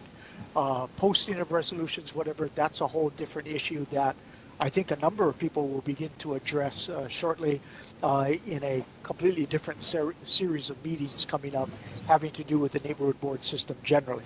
But any document can be appended to the minutes at the direction of the chair especially, but at the request of any member. Okay, thanks. Thank you, Tom. Let's see. Jorlyn, you have your hand raised? Hi, Jolene Okimoto here, just speaking as a resident with a quick question. I just wanted to ask what the status of the detention basins is in the most recent LOI plan. Thanks. I think you're probably best to answer this question. Yes, well, the detention basin is, the Army Corps has said that the detention basins have been removed. We will see for sure once the report comes out, but they have told us that they have moved on from the detention basin, and that's one reason to support these these walls, because if we don't support the walls, then maybe they'll rethink some other solutions that they proposed in the past. So that would be a reason for supporting the walls. On the other hand, as I already mentioned, certain neighborhoods are going to be adversely affected by these walls, and they include Mo'ili, Makali, and the Kapiolani areas. But perhaps the devil is in the details, and we'll just have to see what the report actually looks like. But to answer your question, supposedly the detention basin at Manoa Valley District Park is off the table. Thank you. Patty? Yes, thank you, Chair. I wanted to ask Member Fukumoto, was there going to be a wall along Koali Road by the edge, by the, I guess, the end of Manoa Stream? That was what I heard once, but I'm not sure it's still on the plan. Um, I I don't really know that area of the plan that well. I think they were trying to build some walls there, but I don't really know. So I guess the best thing to do would be they're going to release this report. They're supposed to release the report sometime this month, so we'll know for sure. And once that's released, you can look at the report and you can check out the area that you're interested in. Okay, thank you. Yeah, there've been so many changes that I couldn't keep track of the Right. latest. But Yeah, it's hard to keep track. okay, yeah. At one point, I read that there was going to be a 6-foot wall near Koali Street, which is below Noelani Elementary School and by the bottom of the stream in the Lower Manoa area. Thank you. Yep. Thank you. Any other thoughts, questions from the community? Hearing and seeing none, I'm going to close this topic at this time, Elton. We'll keep everybody's comments in mind moving forward, potentially to either consider a resolution or a letter, depending on how things come out, especially with getting quorum to act on any resolutions if we can. Does anybody have anything to report about the primary urban center development plan? Ellen? Yeah, there's no changes. They issued their final report. The final report is that no housing should be developed of Wilder, but it just seems like the state, the city, and Manoa Bay and Court people or whatever just want to disregard that, and the mayor says because 201H projects don't have to follow the rules, then it doesn't really matter what the city and county's primary urban development plan is. So that's what I know. It's kind of frustrating, yeah. Since the city spent bazillions of dollars forming the CVP to take their recommendations, and now they're disregarding them. So I don't know. That's what I know. Okay. Thanks, Ellen. I'm gonna have, because considering it's 8:39 right now, and I know this is gonna be a long subject, I'm going to take the agenda out of order. I'm going to ask the University of Hawaii with Elmer and the athletic department to come on at this time. Elmer? Hi. Hello, Chair. This is Vince Baltimore. I'm going to start us off for the athletics portion. Elmer is still available for non-athletics questions, but just wanted to thank the board for all they do to support the university and our athletics programs. I serve as the Associate Athletics Director for the external area. And without taking up too much of the board's time, we tried to get Timmy and Robin on, and unfortunately they weren't able to make it today. But we do have our new boss, Craig Angeles. So he is available here, and I will pass it on to him to say a few words. And if there are any questions, we're happy to answer them. Thank you, Vince. Yes, my name is Craig Angeles. I'm the new athletic director here at the University of Hawaii in Manoa. I've been here about 2 months now. I am a neighbor of yours living in Manoa. So I feel connected to our community here. But yeah, I've been here about 2 months now. We're gearing up for football season and some of our fall sports, which will probably affect the area a little bit. Our first game is Friday night at 5 o'clock on September 1st against Stanford. That game was scheduled about 5 years in advance, and when we were going to play at Aloha Stadium, but since that is in disrepair right now and we've had to move to Ching Field on our campus, we've had to make some adjustments. So it hasn't gone over that well with our faculty and staff as far as being on a Friday late afternoon, but that will cause a little bit of a disruption on our campus and probably in surrounding areas. But then the rest of our games will just be on that Saturday evening slot, generally about 6 p.m. But we're working on, we've increased the size of our stadium this year from 9,000 from last year to 15,000. So we're working on satellite parking lot areas around town and whatnot to try to accommodate the additional crowd.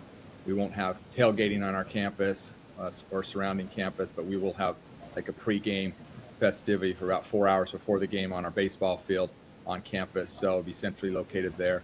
But yeah, a lot of things going on. As you know, we have 21 sports over there. We start our fall sports with women's soccer, which is played off campus, and then women's volleyball starts up on our campus, as well as football. So there you go. I don't know how much time you want me to take, but certainly I'd be willing to entertain any questions now or along the way. I'm always open to anything you all might have that we can help out with. So is there any questions anyone would like to ask? I'll start off actually, because I had a question since, as you mentioned, football and women's volleyball are starting up. Those are usually our two most popular sports in the University of Hawaii.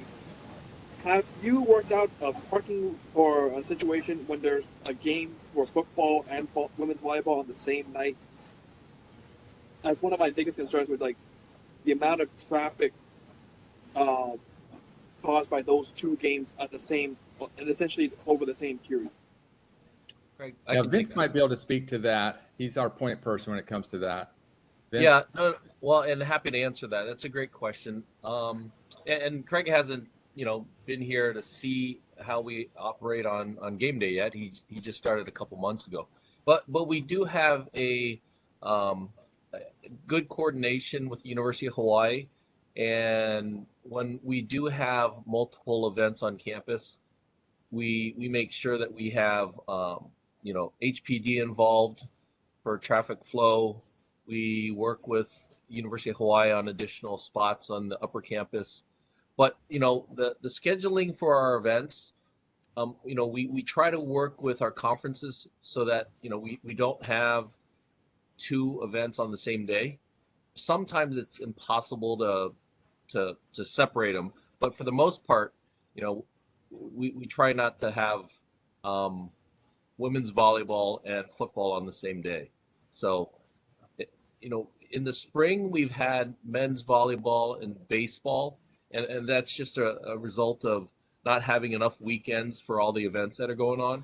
But in that case, we have enough parking for lower campus because baseball and men's volleyball have enough space on lower campus to host them. I hope that answers your question. And I don't know if I've looked at the schedule to see if there's a crossover with women's volleyball and football yet. I don't know if Vince, if you have, but that's a good point to look into.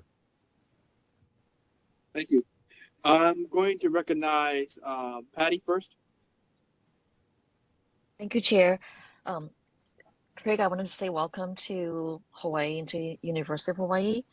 My family and I have season tickets for certain sports. So I look forward to meeting you in person in the lounge. My question relates to, I wanted to know, do you know how many football tickets have been sold so far? Because the stadium is bigger this year, and I was just wondering, are you expecting a bigger crowd so that we can kind of gauge where the traffic will be for the whole season? Yeah, it's a very good question. Certainly, we're about a month out from the first game, and there's usually a late flurry of ticket sales. But as of right now, like out of our 15,000 seats, there's a number of them that are complimentary tickets to the visiting team that comes in. To our student athletes get a certain amount, 4 tickets each. Our coaches get a certain amount. Our corporate sponsors get a certain amount. So as far as sold, that would take us down to maybe 11,000 tickets that we could sell. As of right now, we have a 75% renewal rate on our season tickets, which isn't where we want to be. I think we're right around our season ticket renewal is probably about 5,000 right now. So even if you just go off the complimentary tickets that we get in those sold right now, I guess that's projected out to be maybe 9,000, maybe 10,000. So we'll see what kind of flurry we have in the last month. But right now we're not tracking on being sold out. But again, the last month will really be telling where people start getting into the football mode and start reaching out buying tickets. The first game against Stanford, a big known foe in the Pac-12. Hopefully we'll bring out a bigger crowd. But then after that, we have other less known opponents. And of course, they tend to probably not come out as much to those. But the Friday night's going to be an interesting one. and Stanford. I think Stanford will get out a crowd, but then a Friday night will be a problem. So I'm hoping, I mean, certainly from a financial standpoint, we'd love to sell out, but I think we're probably tracking on, maybe 10 out of 15,000 fans in the stadium. Okay, so that's going to be kind of double what we had last year then, because. Yeah, Vince could tell us more about that last year. I don't know if they sold out too much, but probably a little bit more, probably just a little bit more than they had last year, but not a lot more. Okay, thank you. Yeah. Okay. Moving on, Diane. Did you say that you're going to increase it to 15,000 to 19,000? Is that correct? It went from 9,000 last year up to 15,000 this year. There's an NCAA requirement that if you're going to have a football team at this particular level, that you have to average about 15,000 fans every other year. And so since we've had to, we were thrust into this small stadium, we still have to work on meeting the NCAA standards to stay at that same level. And so that's why they took it from 9,000 to 15,000. But right now it's staying put at 15,000. Okay. And just be sure that the police knows that they should let the Manoa people go in and out of the valley when you have, when the game ends like that, because before this, not last year, but the year before, we always have the policemen to stop the Manoa people from going in and out, and just letting them just go on to the freeway, but then just stopping Manoa without having us go onto our way because they're trying to get everybody out. Just please realize that. All right, we will. We have meetings with the city officials in our police department are in those meetings, those game operations meetings. So we'll bring that up again. Thank you. Ellen?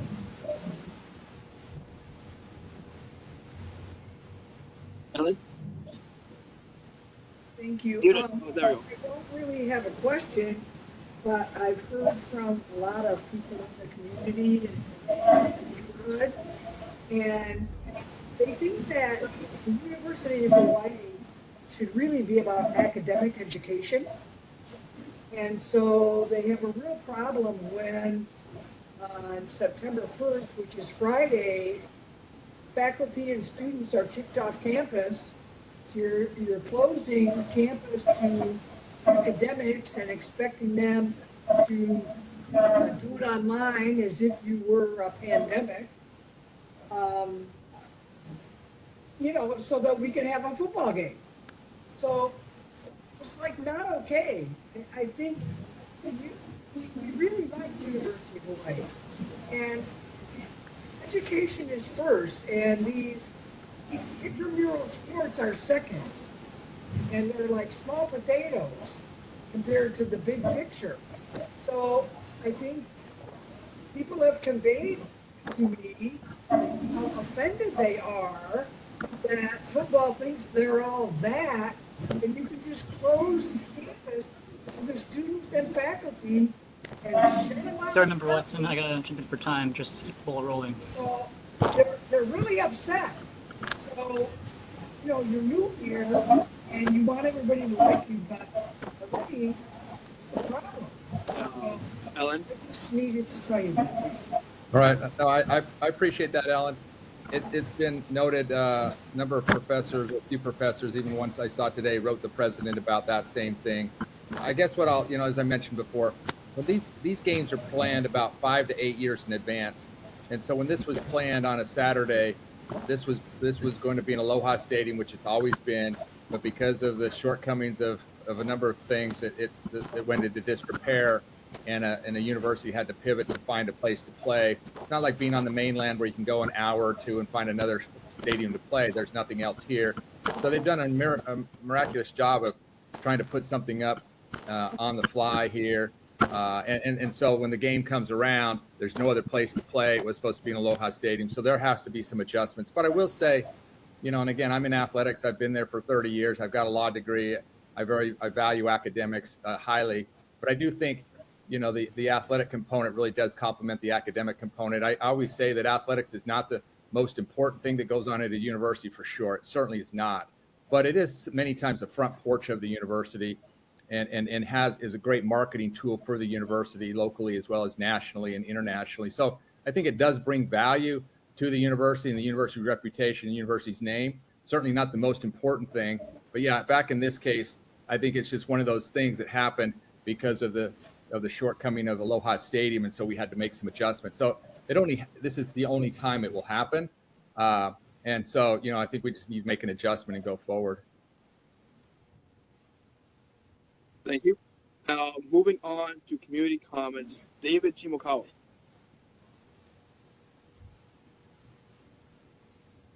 David, you're muted. David, yours. Okay, there we go. No, you're still muted. First time meeting. Sorry about that. We're three sport season ticket holders for over 25 years. We also been wanting to thank the UH operations staff, especially through Elmer as well as Kevin Ishida, in terms of the parking and traffic situations affecting through the Kalele Wildlife Gate that serves nearly a third, if not a fourth, of the traffic going into the athletic field. We will hopefully continue with that same type of operations to identify those residents at that Kalele Road intersection off of Wildlife Avenue to ensure that the residents get access during the games, especially during the major events, also volleyball, football, and basketball, as well as baseball. So kudos to the university staff working with our neighborhood board in regards to and the residents. Also, as a foundation heritage member and lifetime alumni for UH, as well as graduates of the University of Hawaii, our support for athletics will continue. Vince knows about the support that we provide through basketball. So I hope we want to meet with you sometime soon to go over that, as well as with Vince in terms of our operations that we have going on with Skonot. But thank you. Welcome. Yeah, thank you, David. I'd love to meet anytime. I mean, Vince knows you apparently, and certainly he can set up a meeting and we can talk about it, but I'll pass that on to our operations staff too. But yeah, I'd love to meet with anyone individually. You can always call my assistant, Jeannie Lee. We're on the website, or certainly Vince to set up any kind of meeting, either individually or collectively. Good, thank you. Yeah, Jeannie knows it. Thank you. Thank you very much. Let's see. Anybody else have any questions or comments regarding UH athletics? I am not seeing any hands raised or anybody speaking up regarding UH athletics. Thank you very much for your time. Oh, wait. Lai Nakata, you have your hand raised. Lydia Nakata. I just wanted to call to attention the athletic department that this Pahoa Ridge that's going to be erected or planning to for affordable, I guess not affordable, but middle income rentals is 211 units, which is going to be built right across, or planning to be built right across Kalele Road. And that is your entrance to your athletic field, your venues. I think that they should help us look into this because, like Manoa, who has their entrance affected into their community, Manoa community, they at least have Punahou Street and University Avenue. We just have Wailai Avenue. And the people that will be affected from Wailai Avenue storage area all the way down to Kalele and Kalei Road, which is your access to the university quarry, are going to be impacted not just by the 211 units and people that will be residing there, but also the building of it during that time. That is going to impact your athletic parking and entrance to there, entrance and exit. I hope that I brought this up with Elmer Kai, but I hope you folks look into it and help us to stop this project from being done. That's all I had to say. Thank you very much. Hi, Thank you, Craig. I Chair. can take this on. Hi, Lydia. This is Elmer. Hi, Um, Elmer. Hi. Yes, we are talking with the developer to make sure that we do not have anything that will impose on, especially your community, since you guys are right there. But yeah, we are in constant discussion with the developer. And you can call me anytime. Thank you. Welcome. Thank you, Lydia. Any other comments, questions from the community? Don't see any. Last call. I think we're good. Okay. Thank you very much. Thank you, Thank you, Chair. Robert. Look forward to seeing you all. Bye-bye. Thank you, Chair. Aloha. Thank you. Elmer, do you have anything else to add regarding University of Hawaii? No, only that we'll be starting the semester right around the corner. Um, we will have a bunch of events that will be opening. We will have an open house at our campus at the end of in October, but we'll have our normal traffic starting at the last week of August as we start moving in with our students. I will give you an update through an email for the whole board. Sounds good. All right. Thanks, Elmer. Welcome. I'm going to go back to community concerns at this time. One particular, somebody in the community raised about traffic safety in particular. The person who wanted to speak about this, if you're still with us, can you speak about it at this time?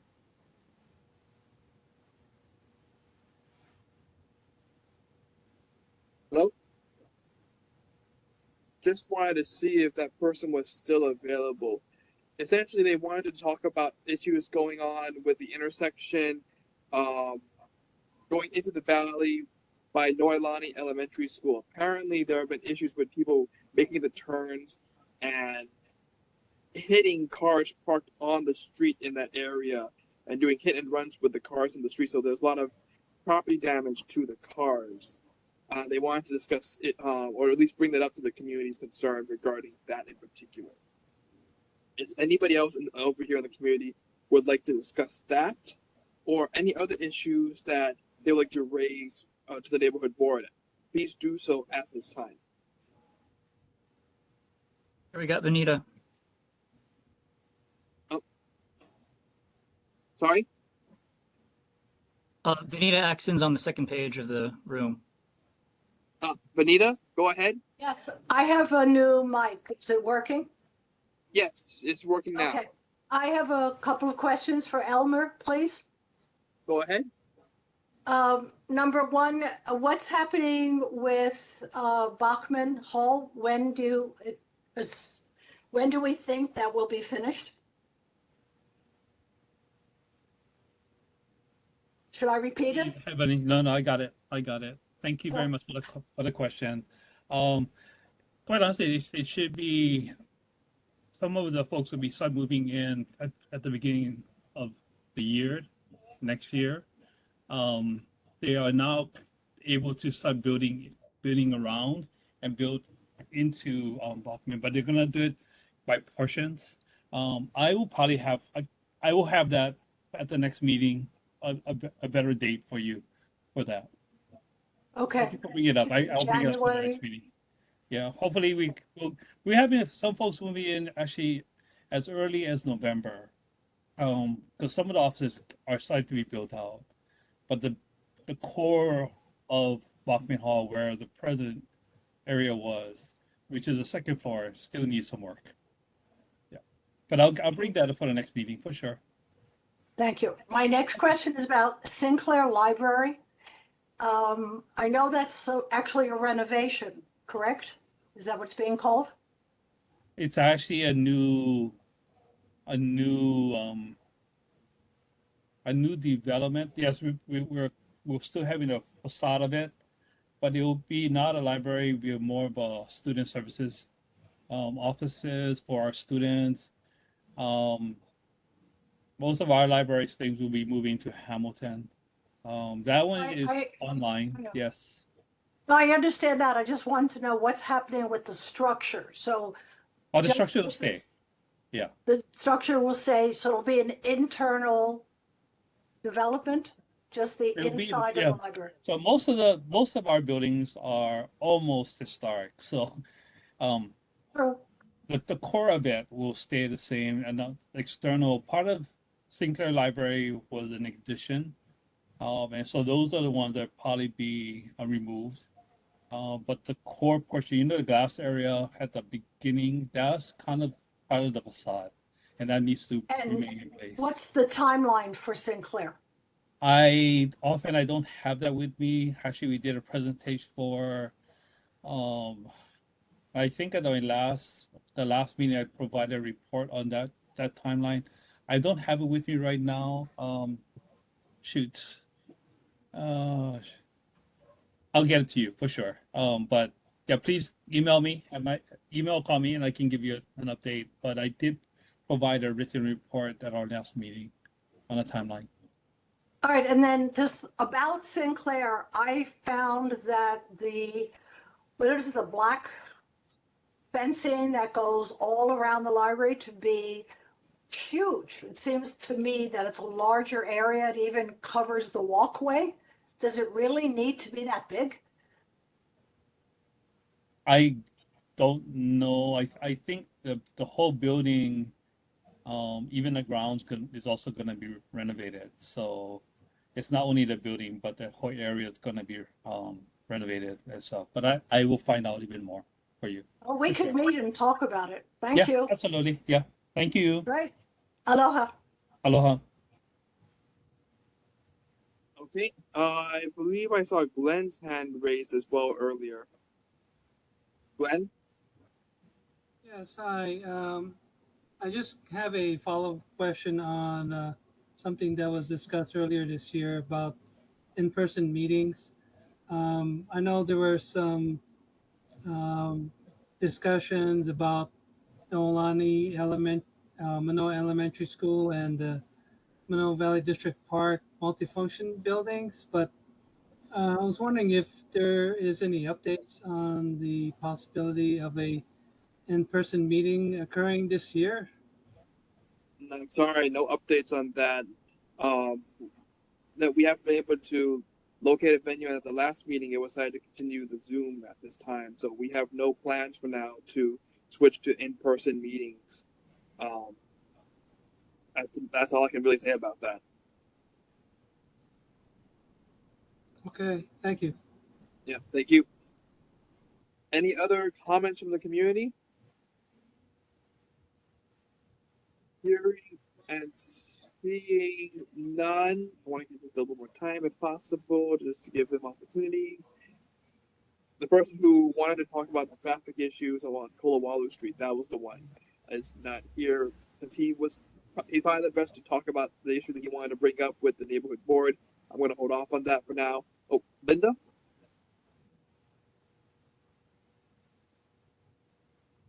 Hi, thank you. I just had a real quick question about the in-person meetings. I know some of the concerns are that they go so very late and the schools, can't keep on campus for us. But would it ever be a consideration to be meeting earlier in session? Like maybe 6 o'clock or that? Thank you. The thought about moving the time up was something that possibly could have been considered at the last meeting. We can revisit the subject again later, but it'd have to also be a board-approved action as well. So we can't do it at this time. Depending on when we get quorum next time, the subject can be broached at later on. Dave? Chair, I just had a question regarding our quorum issue because I was talking to a friend of mine who's on a different neighborhood board about the fact that we have just barely enough people to make quorum. And he told me that there's a way that neighborhood boards can get permission from the NCO to lower our quorum threshold. But he couldn't give me a citation to where that is in the neighborhood plan. So I wanted to ask if anyone knows, can we indeed do that? And if so, who do we talk to do that? Tom, are you still on the line? Oh, yes, you can. This is Zoidel. Oh, Zoidel, thank you. Sorry. I didn't see you. Yeah, if you can talk more about that, please, Zoidel. Yes, so you can. The chair can request request or send a letter to the neighborhood commission for them to consider the possibility of lowering the quorum number. Okay, does that have to be like on a formal letter, or would an email be sufficient? An email will be sufficient, but a formal letter would be better. And does that have to be approved by the board that's in attendance? As long as you guys are discussing it right now and that everybody agrees to it, because you do not have a quorum right now, so it would also be discussed or put on the agenda. Okay. For board So business, yes. Yeah. There'll be something to consider for the next meeting then. Thank you for that. Correct. Yes. Tom, you have your hand raised as well. Yeah, thank you, Chair.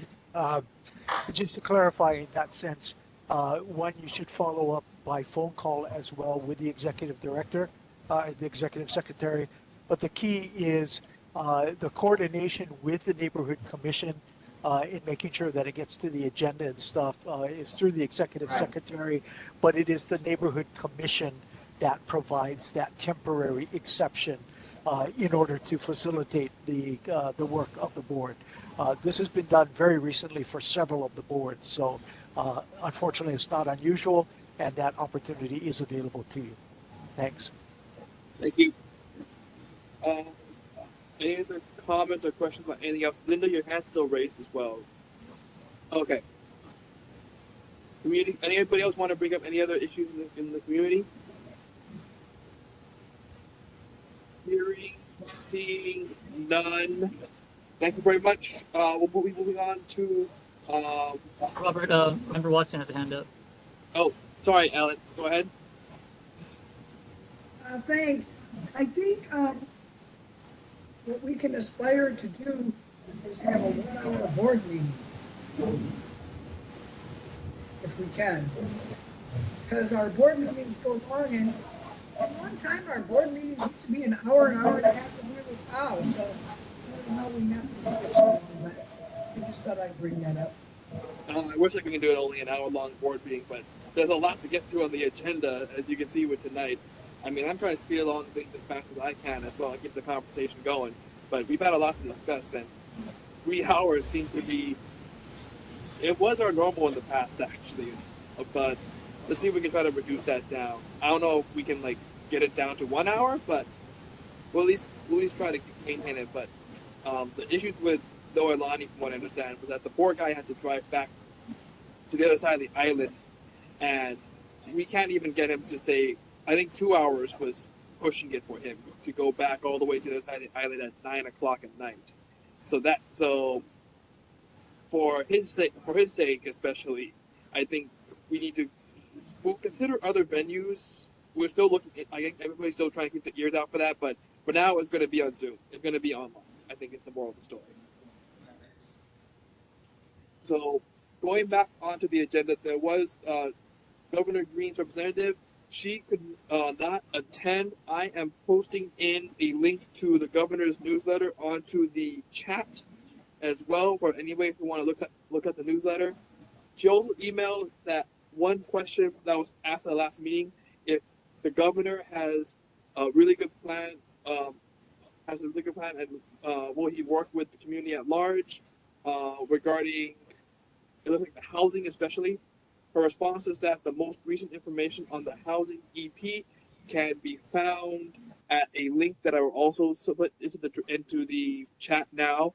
It details what they are doing to expedite housing, but while paying attention to the environment, archaeological, and safety concerns. So I'm putting that link into the chat. But that is basically the governor's representative's report, which is not here. Moving on to Senator Fukunaga. Is Senator Fukunaga here? Is anybody from Senator Fukunaga's office here?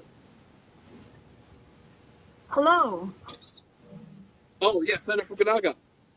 how are you? Doing good yourself. Okay, I'm going to keep this very short because I know it's been a long evening for most of the members. I distributed my report to those members of the neighborhood board for whom we had email addresses. I noted that many of the new members did not have their email addresses posted on the agenda. So we asked the neighborhood assistant to please assist us by sharing the report. We covered some of the issues that were also brought up by member Fukumoto in the Alawai flood mitigation project with respect to his concerns about the timing and distribution of the EIS, and we've been following this issue pretty closely. The area legislators have sent out a letter to our congressional delegation seeking to have our region considered for sustainability types of solutions that we think will also help us address climate change as well as flood control. So we don't know yet whether or not this is something that we're going to be able to pull together at the same time as the EIS. However, we are very encouraged by the recent award of a Manoa grant to the East Honolulu region, which includes a number of areas all the way from Paiko Ridge all the way down to the Paiko Peninsula. At the same time, though, this week is also the beginning of the school year, and so as we're thinking about traffic for everyone who is in the Makiki region, this is also going to be a time when Roosevelt High School undertakes its construction of the new gymnasium that is going to be located right off Mott Smith Drive. So as parents and residents begin planning for school season traffic, please be aware that demolition of the old structure was originally slated to occur earlier this summer. However, that got pushed back, and so the demolition of the old structure will probably be occurring at the same time that school starts. Other than that, I am happy to answer any questions because I know it's been a long evening. Thank you very much, Senator. Any comments or questions for the Senator from the board? Elton. Senator Fukunaga, I just wanted to commend you for taking the leadership. I know that you have sent a letter to our congressional representatives, and basically you are leading all of the state legislators who represent people living in the Alawai watershed. You are taking the leadership role in this, so thank you very much. Well, actually, I'm kind of reviving what we used to call our Alawai watershed neighbors. And for people who have been in the region for a long time, you know, this effort has been going on since the early 1990s. And at that time, when Senator Inoue was still alive, we worked very closely with the federal delegation, partly because Senator Inoue was very interested in having the state, county, and federal government partner together to try and apply very environmentally friendly solutions. And over more recent years, we found that that partnership sort of disintegrated. So on the Halolo and Kaimuki side, I believe that Senator Ihara, who was also a member of, you know, the Alawai Neighbors legislators group over the last 10, 15 years, is also working very closely with a number of the neighbors in the Alawai Canal area. And so this is sort of a continuation of that effort, and we hope that by reaching out to our fellow legislators who may not have that background, we'll be able to encourage more people to join together, because the East Honolulu project is really the culmination of many, many years of individual projects and really joining them together over the long term. And when we saw that the president's commission was really interested in what we were doing here in Hawaii, we said, hey, we should take that to heart, and we should be doing it throughout our Alawai watershed region. So Manoa, Makiki, Ala Moana, Pololo, Kaimuki, etc. This is sort of where we started.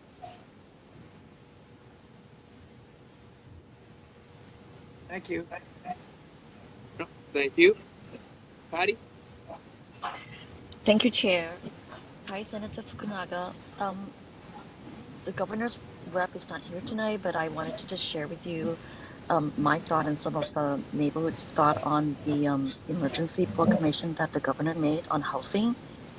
There's a lot of press about that, and I mean, personally, I felt that it's not good that he's using that to expect. I mean, I know we need housing, but I don't feel it's right for him to use that for the executive branch to override, everything that legislature do and city does with all the planning, coding, and so forth, just to push his agenda that, for the housing part. And I feel like that's really open to a lot of possible wrongdoing from people just skipping over any rules and stuff and giving tax credits to developer. He really should define what is affordable. Some of the projects that I read into, I mean, they could just have like a very small percentage of unit in part of the plan, and they can just claim that I'm doing affordable. They really should define what affordable is in Hawaii, and also the number of unit that's required for them to even qualify for those, and not just open the floodgate to all kinds of development. And I hope that you will share this thought with your fellow senators and when you folks discuss those issues. And I want to say thank you. Okay, well, I think that your concerns are shared by a number of legislators, both at the city as well as the state level. And in fact, Representative Garrett and I have also been approached and encouraged to convene some form of community forums, whereby we can invite both representatives of the governor's working group as well as other planning and environmental community stakeholders to engage in a more detailed discussion about how this type of proclamation would affect regions like Manoa, Makiki, and other portions of urban Honolulu, where oftentimes our neighborhoods are very densely populated. And I think, in listening to the dialogue with university officials tonight, I think, everybody recognizes that while we love football season and we love the start of the new school semesters, we also know that the traffic in and around our region is far greater than what it was ever probably intended to be. Because at the time the schools were located within this region, we probably did not have the same issues and challenges that we have today. So certainly, I hope that we're going to be able to pull together, some of these community discussions fairly soon. I think we're looking for some dates and times, and we're reaching out to some of the Manoa and other community groups to co-sponsor these types of forums in the very near future. Thank you. That would be wonderful, and thank you for working on that.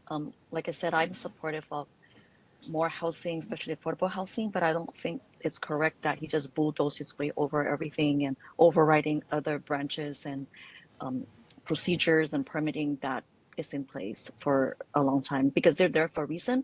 And I really think that, the building part, it has to be done correctly within the community, taking into account everything and not just say, here, go, here's a free permit, do whatever you want to do. But thanks again. We look forward to that. Thank you. Ellen? Yeah, hi, Carol. Thank you for all you do. Thank you for spearheading this Alawai thing with the congressional delegation and trying to have a holistic solution and bringing communities together. I wonder if you know whatever happened with the Oceanet plan. I know they had their plan, and it was outside of the budget of the 346 million they had, but that was gone anyway. So now cost is not really a factor. So Oceanet really engaged with the community and really had a good plan and wasn't going to build any detention basins and wasn't going to build any walls. And they had a way to address it from the 20-year flood to the 100-year flood, better than what the Army Corps is doing now, which is like the 20 to 50-year flood.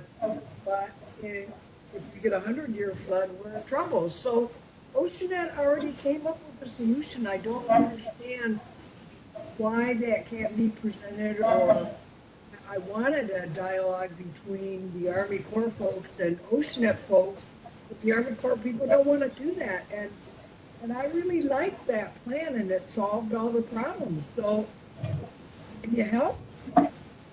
Well, I think part of the discussion really has to include, a broader range of alternatives. And the Oceanet proposal was developed in response to Army Corps' then project coordinators, who liked working with Oceanet because Oceanet provided another solution for removing excess stormwater in a way that was sort of different from what Army Corps of Engineers was used to working with. However, that proposal was not really endorsed by a lot of the Army Corps leadership. I think partly because their estimates were that the cost would be far too great. So the City Council Permitted Interaction Group had recommended that the city embark on a new EIS type of review to be able to fully vet and evaluate that type of proposal. And at that time, that was sort of the change in the administration between the Caldwell administration and the new incoming administration. And the Army Corps also underwent a leadership change. So in all of that, it kind of turned out that the Army Corps chose to go in a different direction. And I think from a practical standpoint, the city, opted to follow the Army Corps because they were the main project entity that was responsible for constructing and developing the project. But I think by looking at the project from the standpoint of whatever EIS is filed, we can certainly bring up these previously developed solutions as part of the discussion.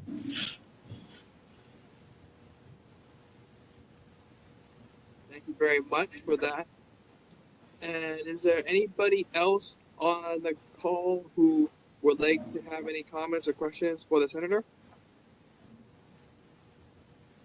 Anybody in the community?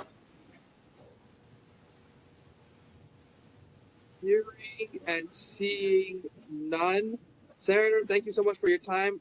We really appreciate you staying on for as long as for everybody else. So thank you so much for your patience. Okay, take care. Aloha.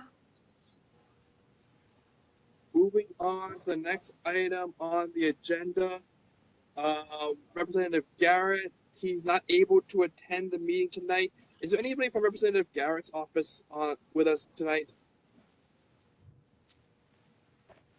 Hearing and seeing nobody from Representative Garrett's office,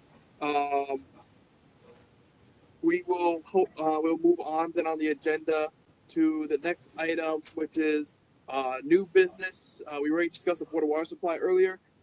Moving on to the Bahol Ridge project. Yes, hi Chair, that's me. Can you hear me okay? Yes, we can hear you okay. Wonderful, thank you. I'll keep this very brief. It's just a quick announcement, and I appreciate you squeezing us onto the agenda so last minute. My name is Sunny Rosario. I'm a planner with PBR Hawaii. We are the planning consultants for Bahol Ridge. Just a quick announcement that we will be holding a second town hall meeting on August 30th from 6 to 8 p.m. at St. Louis Alumni Clubhouse. We'll be having a little informational session. You can ask us any questions. We would love to hear your feedback then as well. So please come and join us on August 30th. And that's all, just a very quick brief notice. So thanks you guys. Thank you. Patty, you wanted to comment on that? Yes, thank you, Chair. Hi, I have a couple of questions regarding the project. Well, first of all, when I looked into you guys' flyer on your website, did you notice that your address is incorrect? Was it a typo or is that intentional? Patty, was that for our first flyer, for our first town hall on? Yes, you using 2279 Wildlife. Do you know your address of your Yes, project? that was a typo we caught after the fact. It's, But it's still our on your address is it's still on your website. 2779. Yes, thank you. Yes, our correct address is 2779 Wildlife Avenue. Okay, then maybe perhaps you folks should update your website as well. Yes, we will be sending out a new flyer for the upcoming meeting. Thank you. I'm not done yet. Can you share with us a timeline on how your project is moving along? Yes, currently we are being reviewed by HHFDC, and after that we will move into agency comment period. Then after that we plan to go to the city council later in the year.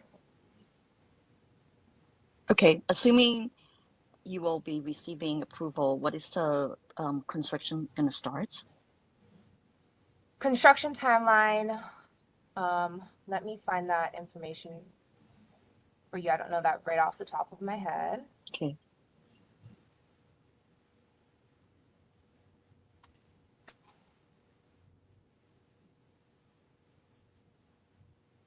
In the meantime, Sunny, is there like a contact information as well that we could share with the community if anybody else has other questions or concerns regarding this project? Yes, I will put that in the chat as well. Right after I answer Patty's question. And this is just a rough timeline estimate as well, Patty. Construction start date, we have that tentatively as December 2024. And I will add a contact information. Okay. And have you folks already purchased the property? Yes, site control is with the developer. But Okay, may I just preface real fast that we're the planning consultants, and so any development specific questions, I don't want to give you a 100% certain answer on, but you may direct that to at our town hall meeting to our development team. Okay. Do you know who's going to be there? The sort of developer? Yeah, our full team will be there. Yeah. So Okay, our great. developer, Highridge Costa, as well as Forum Partners will be there. And since this is an affordable housing project, AHED will also be there. Okay, thanks. No, thank you for your questions. Anyone else have any questions, comments? Members of the community?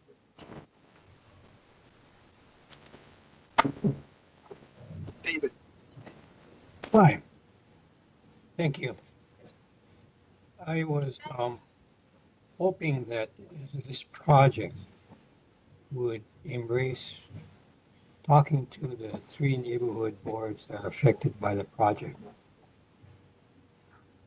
Makali Moiri, Manoa, as well as the Waikiki Diamond Head, which includes parts of St. Louis Heights and portions of the lower or east Kaimaki area. Because of the impact that it has on the arterial, Waialae Avenue is an arterial onto the freeway, as well as the only access road for that area. And that carries a significant transportation impact. So as a former UH and professional land use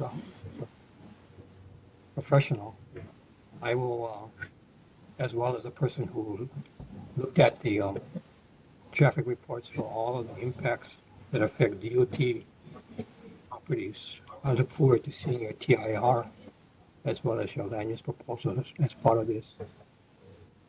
It's important that the community input is received and acknowledged,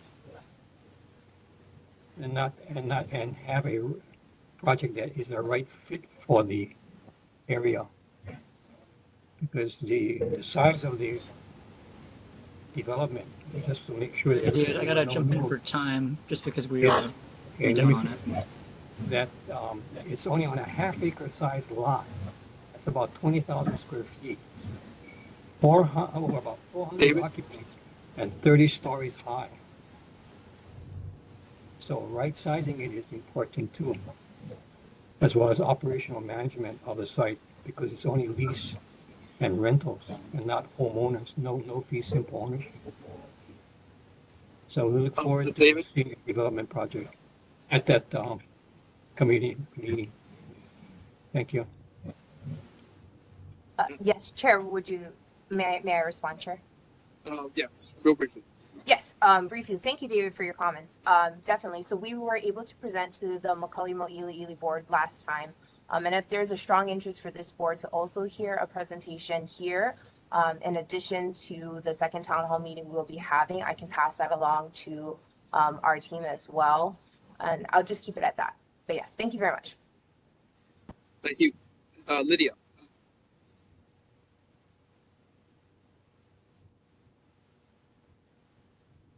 Lydia, you're still muted.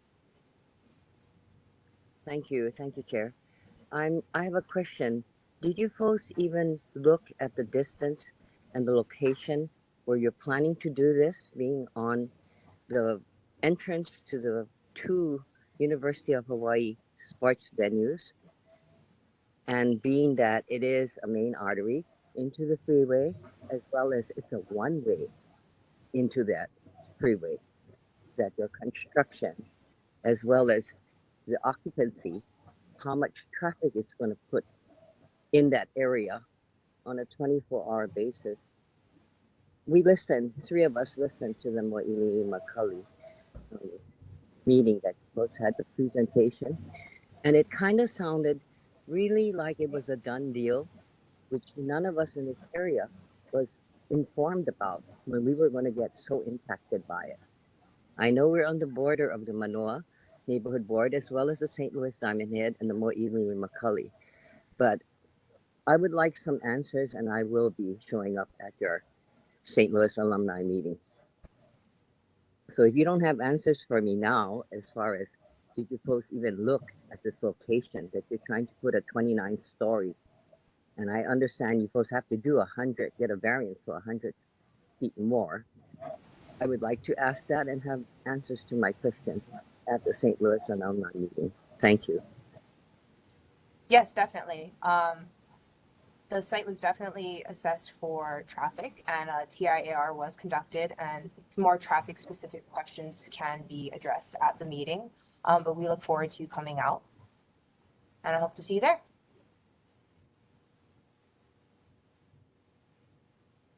Thank you. Tom Heinrich. Thank you, Chair. Aloha, Sunny. Um, in my individual capacity, I would strongly urge you to communicate to the development team that, in fact, a presentation be made to the three neighborhood boards as identified. I did observe the presentation before the Makali Mo'iliili Neighborhood Board, and that was a good start.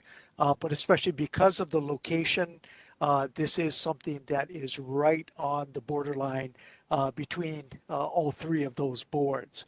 The second request or suggestion as well is because of the regional impacts of that location, that this is certainly something far larger than just the elected officials that touch on that parcel.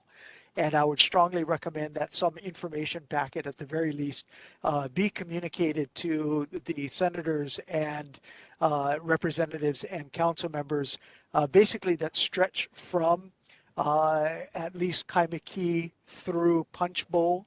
And I appreciate your email, because I'll provide that list to you as soon as I can, hopefully tomorrow. Okay, but that's my suggestion for that outreach, because some of these other formal processes may absolutely miss the community input and the other elected input. Thank you. No, thank you, Tom. Yes, and I believe I did see you there at the first presentation. We were not able to give our full presentation, unfortunately, there, but I will pass along your recommendation for us to present to all three. I'll be attending the Macaulay Neighborhood Board tomorrow, as well as the Diamond Head one next week. But I will tell our team that we should definitely present to all three as well. And we have been in communication with representatives as well. So the list would be helpful to see, to make sure we've hit all of them. And if not, to get in communication with the ones that we haven't. So I appreciate that. Okay, thanks. Thank you. Diane? Can you tell me the address of this property that you guys are gonna build on? Yes, it's in the chat, and it's listed as 2779 Wailea Avenue. Is it on your website or not? Yes. Yes, I will also drop our website as well. Okay, because I'm trying to find where, where I can look for it. That's it. Thank you. No, thank you.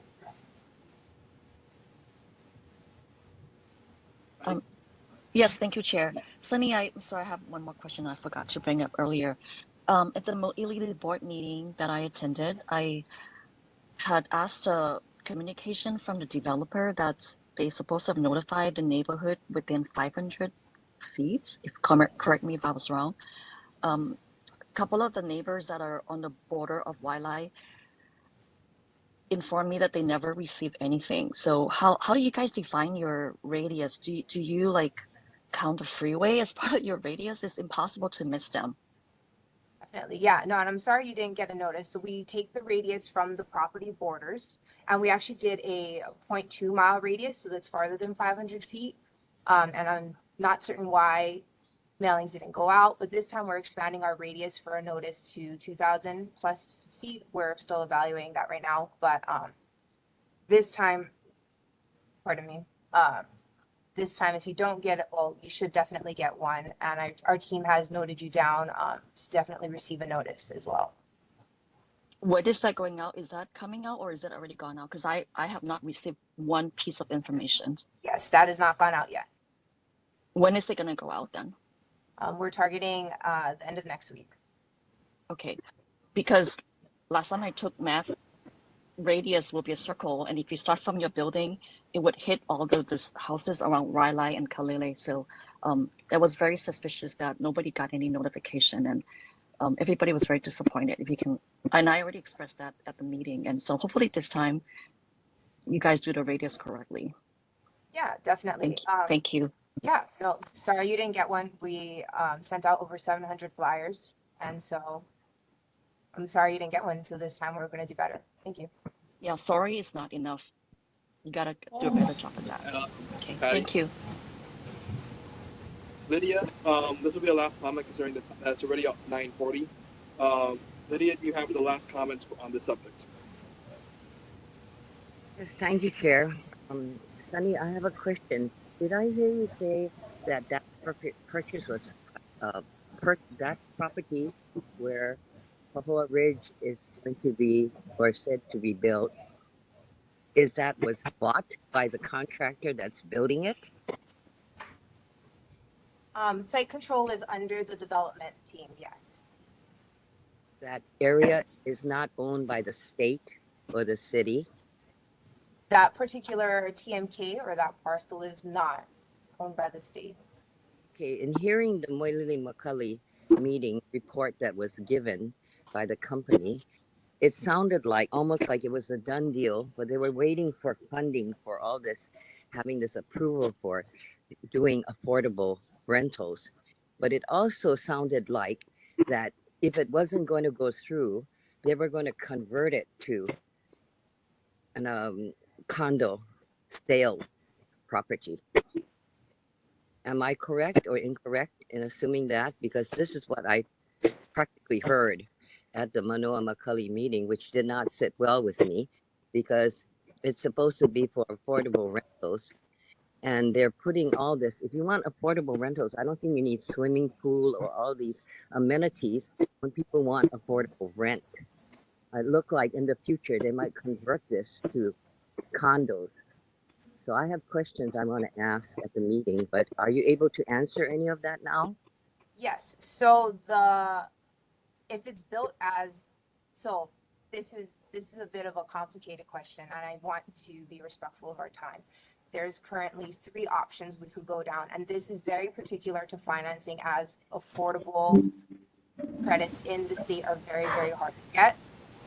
The third option you're referencing is our for sale option, and that would have affordable units from 80% AMI to 140% AMI for 50% of the units. The for sale component of it would be 49% of the units, and that's the only option and potential future, which was not what we want at all. That's the only option in which there would be affordable for sale, like market rate units. That's it.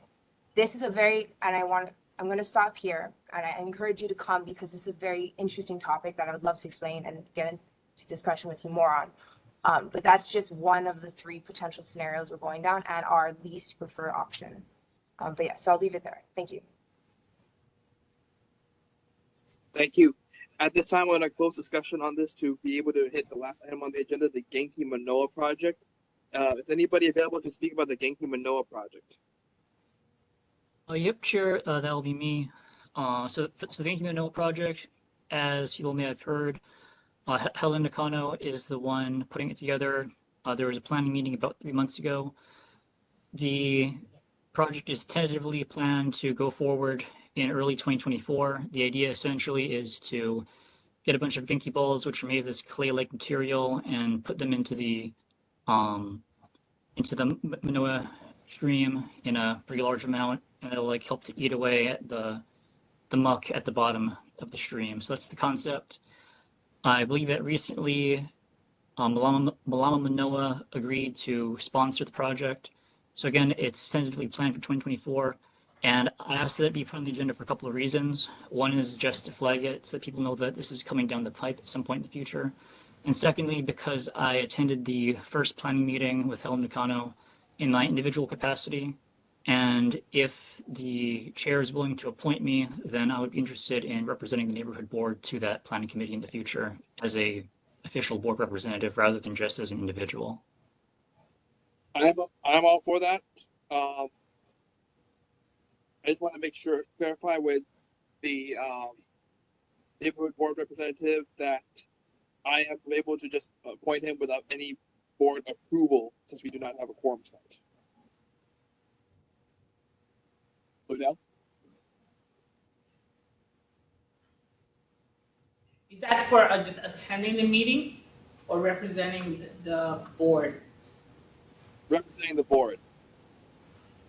And you would need, at those meetings, then you would do need a board approval. Okay, in which case, keep attending the meetings. Please report back to us regarding any updates on the Genki Manoa project. We really appreciate these updates on such a great event for the community. Please pass along my compliments to Helen as well regarding this thing. I'm looking forward to hearing more about this project and that it'll happen in 2024 and that we can have more of them in the future, hopefully. All right, thank you, Chair. I'll continue attending in my personal capacity and reporting back, and I would be interested in making it official if we're able to get a quorum forward in the future. Thanks. Yes, and I will be sending a letter, email at least, and calling up the neighborhood board office to get us approval to get a reduced quorum number. That's going to be on my things to do. And considering that was the last item on the agenda, moving on to announcements. Next meeting, the next regular board meeting will be held on Wednesday, September 6th, 2023 via WebEx online platform. There's also a room at Kapalama Hale Conference Room 153 for any residents who do not have internet connection. So there is a spot that you can go to at Kapalama Hale that you can listen in on it. If you have any difficulties with the internet, please feel free to pass along that address, that location to those people. There's a little rebroadcast of our neighborhood board, and it will be on the second and fourth Saturdays of the month at 3:00 p.m. or every third Tuesday at 9:00 p.m. or online. And with that, we will adjourn. We have gone through the entire agenda. It is 9:46 p.m. The neighborhood board has gone through the entirety of this agenda for this month. Thank you very much for your attendance. For everybody who has come here, thank you for your patience, and we appreciate your time with us. And we look forward to seeing you again in September. Take care.